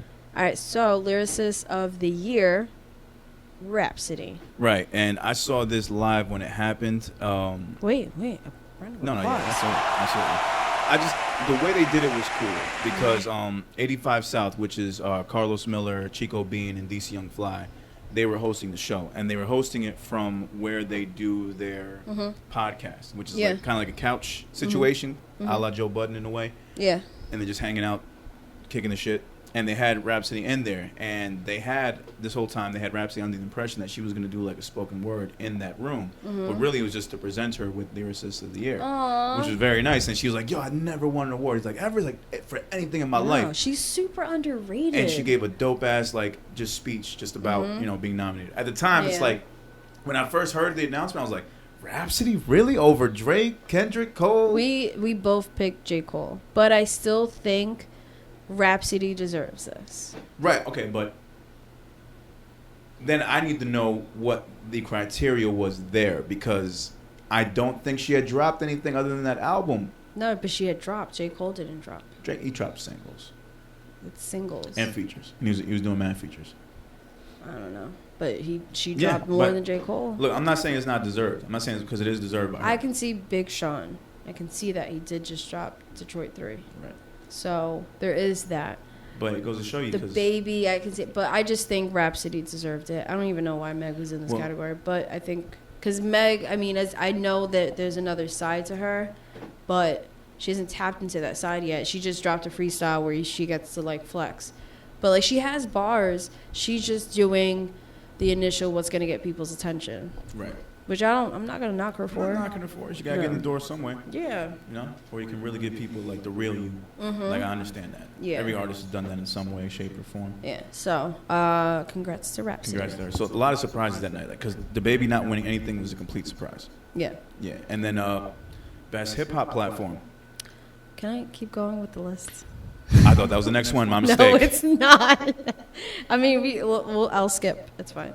Oh, fuck off. Oh, I got it. Like, it's all the way at the end. Patronize me. Oh, It's all the okay. way at the end. Wait, no, hold on. Maybe I skipped it. What are we doing? What are we even doing? What are we even doing? All right, just go because I can't find it and I already lost. Best the hip hop assist. platform, surprisingly, the Joe Budden podcast.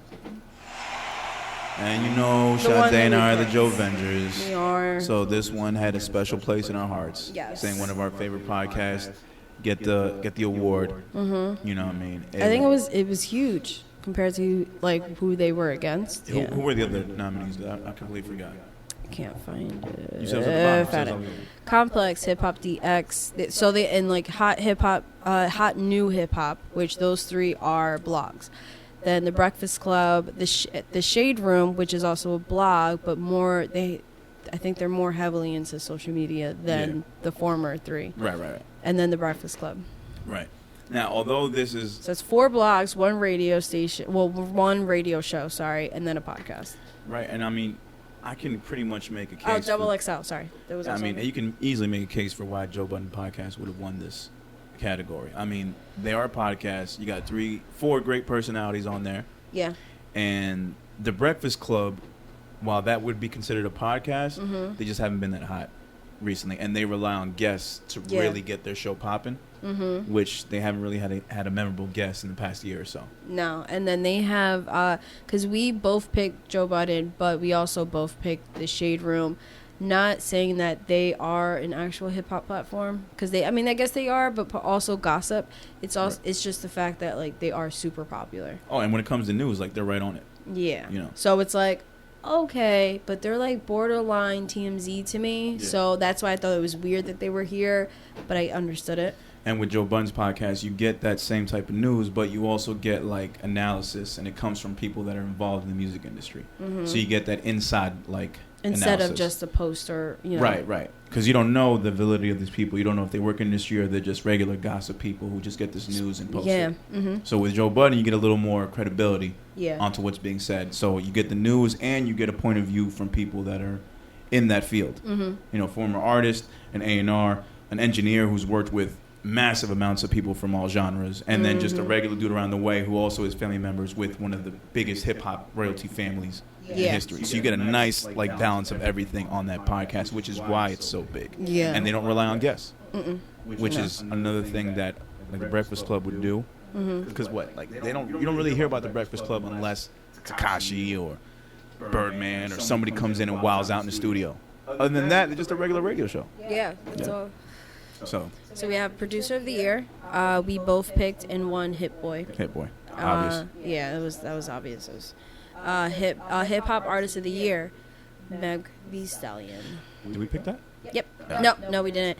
We both picked. I picked 2. You picked The Baby, and I also picked Rowdy Rich. Roddy. God damn it. That's gonna Roddy. happen Roddy. Roddy. It's the 2 D's that fuck me up. I have to That's think. what she said. Sorry, I had That's to what say. he said. Technically. It's the 2 Ds. Let's see if I got the right one.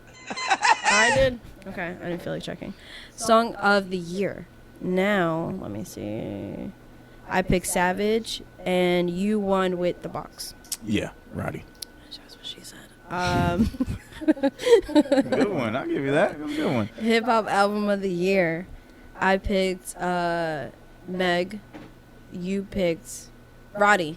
No. Oh, ooh, Roddy. it? Yeah, Oh, Roddy. okay. You got it right. Look at you still looking at me for confirmation. Roddy? Ready? No, Roddy. I see. I almost said Rowdy. Rodai. Roddy Rich. Please excuse me for being antisocial. Yeah. Best new hip hop artist, Pop Smoke. We both picked that one. Death Card. Yeah. Hustler of the year. Didn't understand that one. Yeah, Meg. I mean, she definitely hustled this year. I guess, yeah. She definitely hustled. And on both feet. Best hip hop platform we already got through. Sweet 16, best featured verse. So it was funny when I saw the Sweet 16. That's why I got confused. I didn't see the best featured verse. I saw Sweet 16. I was like, the fuck? And then I was like, oh, I get it. Yeah. We both picked Beyonce Savage remix. Which And I it won. guarantee a lot of these people probably didn't even spit a whole 16 on their feature.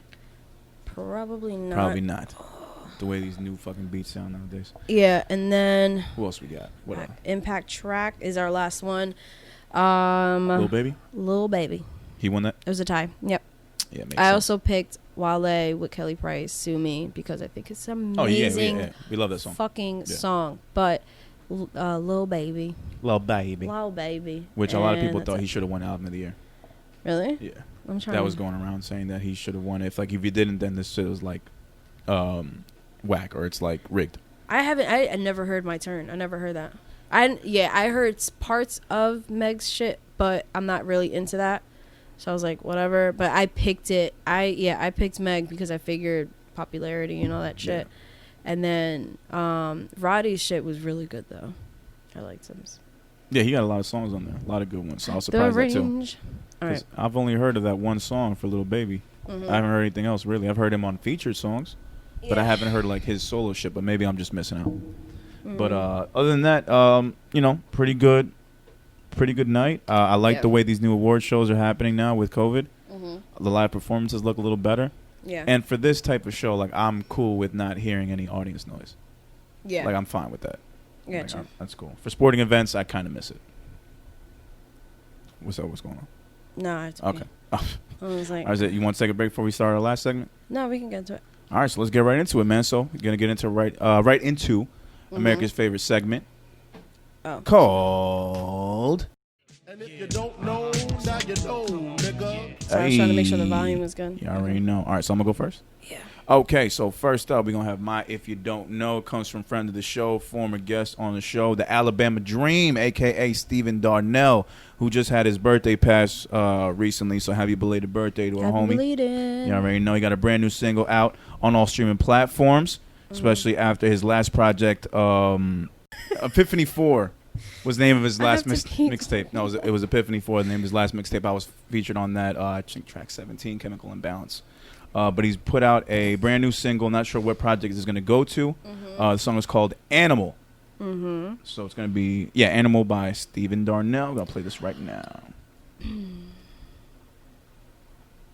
you playing? Yeah. I'm not getting anything. That was all we got. Yeah, I'm an animal. Yeah. Forte. Steven Darnell. Yeah. Who am I? I'm nobody, just a product of the gun. Rappers used to have the hits, now the game is in a slump. Count on me, I'm the one, setting fire to the booth. My attire is the proof that I'm ballin' with no hoop. Kill a beat and get away, now my nickname is the juice. Shout out Christy on my Gucci, how I'm skating in a coupe. Tell my butter south seas, I've been dreaming since a youngin' reppin' Alabama, but that's where they love me out in Europe. Here we go, one more time for the ones who didn't get it. It's okay, didn't believe me, but that's where you gotta feel me. Granny had a blue hoodie, even though it had a crack. And the windshield we were rolling, I ain't never looking back. If you flexing in the gym, grinding on your job, That is the graphics on it. do it front of hard. I know why they be hating pretty instruction in my cadence. I'm an animal. Every verse I spit, they got the rabies. I'm an animal. They done let me out my cage. I'ma spit it to the grave. I be grinding every day. I'm an animal. What you It'll be a lot thought? I'm a beast. They done let me out my leash. Now you know what gotta eat. I'm an animal. Yeah, I do it big. Ever since I was a kid, I've been splitting haters' wigs. I'm an animal. We've gone up in a level of how much we can talk shit to each other. After that.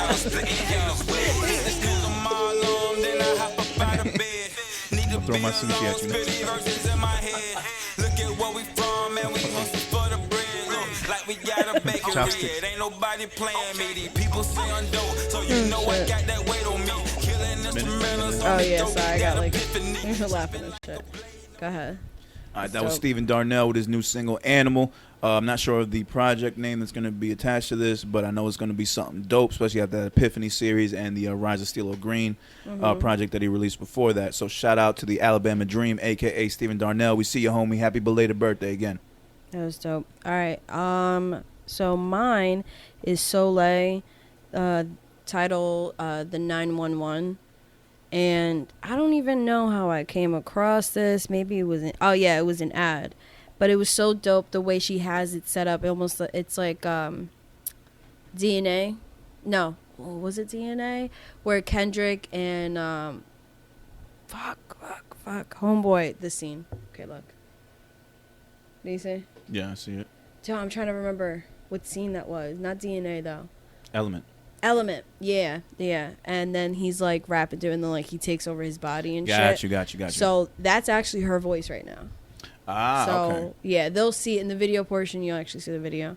So I thought it was dope, and it was very like artistic and shit, and I like the idea behind it. Yeah, the scene with Don Cheadle. I was like, Don something. Yeah. Okay, ready? Let me play it. Because Soulé, the 911. Serious times and niggas are dying and killing their sons and the mothers are cry. Who teaching me freedom is not what you think. But never they give up when I'm on the brink. How should I keep it together in sync? And whenever spiritless, never to drink. What about keeping the weapon in case? Cracker come in and he shoot up the place. Due to my race and the president vacant, I want in a safe. How long it'll take, man? Enough of the wait. Enough of the dying, enough of the hate. Enough of the line, this ain't no debate. I know that America never been great.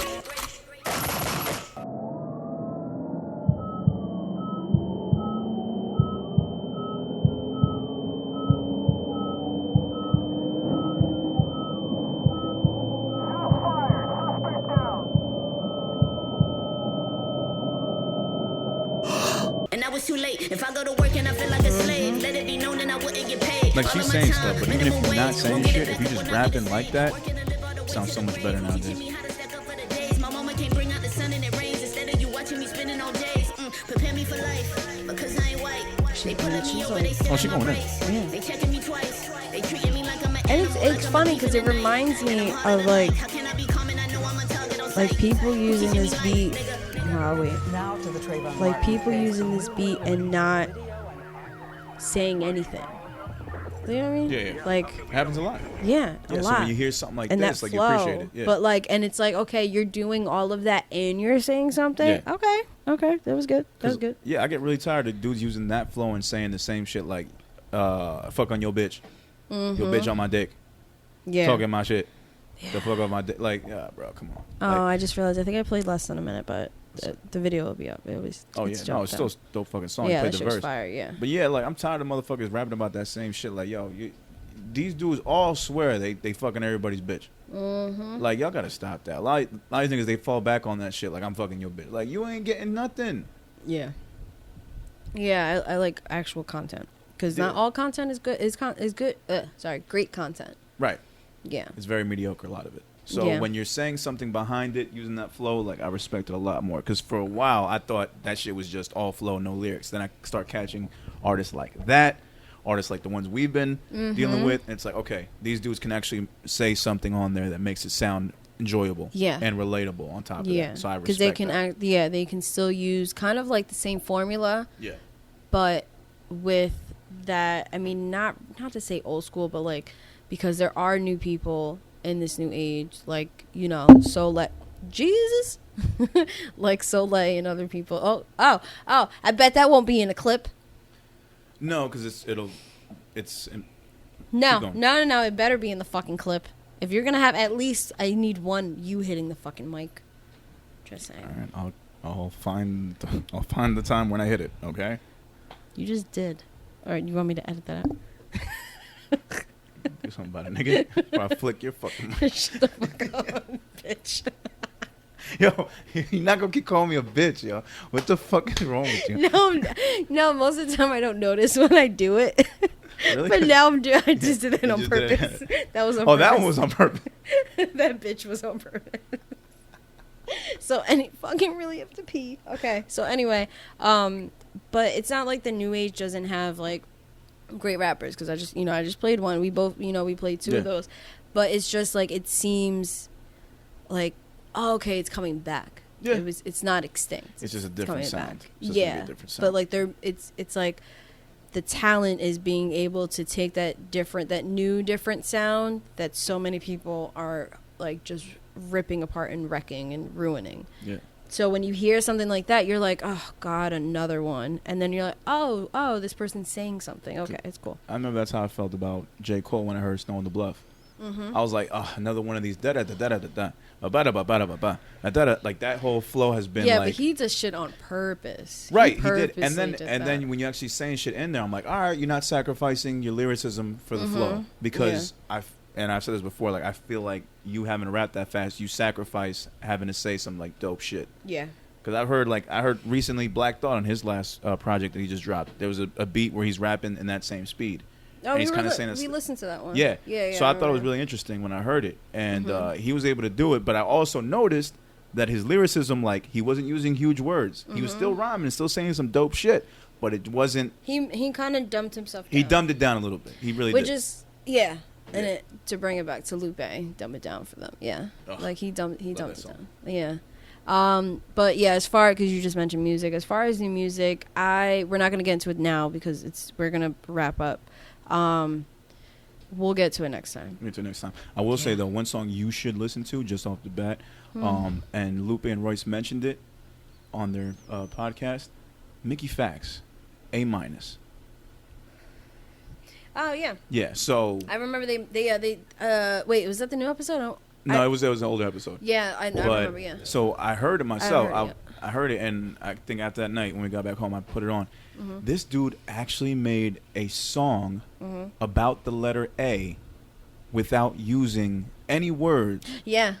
Mm-hmm. Any A words or any word that had an A in it. Yeah, I remember Royce was saying that, yeah. Did you hear it? No, I haven't. No, that shit is fucking amazing. And we read it with the lyrics. Like, it's fucking amazing. That's insane. Because Papoose, who also dropped a new project, we'll talk about it next week. Papoose usually does that, like his freestyles, but he'll do it the opposite way. Well, no, I mean, that was alphabetical slaughter, numerical slaughter. That's different. And I heard 10 through 20. I was like, all right, whatever.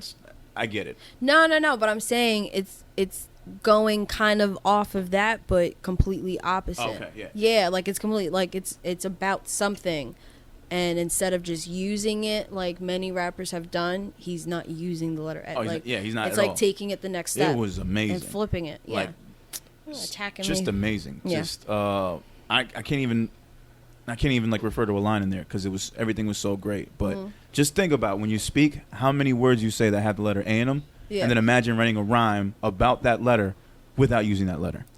That shit is genius. That's insane. That's insane. You have to hear it. And he's actually saying something, and it makes sense, too. He's talking about the letter. Oh, that's... Really? He's talking about the letter A. Yeah. Like, one of the words in there is, like, the beginning. There's no A's in that, but just the fact that he used it, the beginning of whatever. Yeah. I'm trying to think of all the words with no A. That's what I'm saying. Yeah. If you listen to that, like, just check it with the lyrics. Is it? Less than 2 minutes. Oh, okay. Yeah, I figured. Kills it. Kills it, though. Yeah, I like Mickey Fax. I used to hear his music. Shut up. Shut up. Shut up. No, I remember when he was on Two Dope Boys. That's where I got a wind of him at first, and he was doing the whole the track a week thing. Yeah, he was doing that. I got wind of him through there too, and then when I went to go see Lupe Fiasco at BB King's, he opened. Yes. Yeah. That was great. That shit is That's what's amazing. up. Yeah, no, dude's because I was like, artist. why does he look? He seems so familiar. I'm like and then it took me halfway through like him opening. I was like, oh yeah. Two Dope Boys. Yeah, his tracks. Yeah. Yeah, no, he was dope. I still listen to some of that shit from back in the day. Mickey Facts. Let me see. That's pretty much it. I ain't got nothing else this week. We got new albums coming out from Busta Rhymes. Also want to give a shout out to people around the way from us that released albums last week. Jack the Wrestling Drummer released a project. Prospect released a project. I believe a few other people released singles. We got Lord Trill is going to be dropping an EP next week. Yeah, we're attending the listening party. Then King Cracker will be dropping a little bit afterwards. And they got stuff, I believe. Outliers dropped some stuff. Guess is on the way. Ron is pretty much due to drop something new. I'll have some stuff coming up for the end of the year. So, yeah, a lot of us are still working out here and trying to get this shit going through COVID and all that. So, shout out to all the creatives getting their work on, not letting none of this shit distract them from their greater purpose. You know what I mean? That's always important. But from the Lyrical Fix Pod here, I want to remind y'all, you can find us at the Lyrical Fix Pod on IG. Make sure to listen to the episodes on Anchor, AudioMac, Apple, Spotify, YouTube. Make sure to like, rate, comment, subscribe. Give us those 5-star ratings. Keep us hot out in these podcast streets. This has been episode 61. What the fuck were we going to call it? I don't know.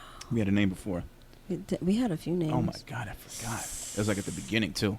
We'll figure it out. Yeah, we'll figure it out. But as always, man, I want to tell y'all, keep safe out here. Wash your hands, wash your ass. Take care of those masks that you're wearing, too. Make sure those are clean or just get a brand new one.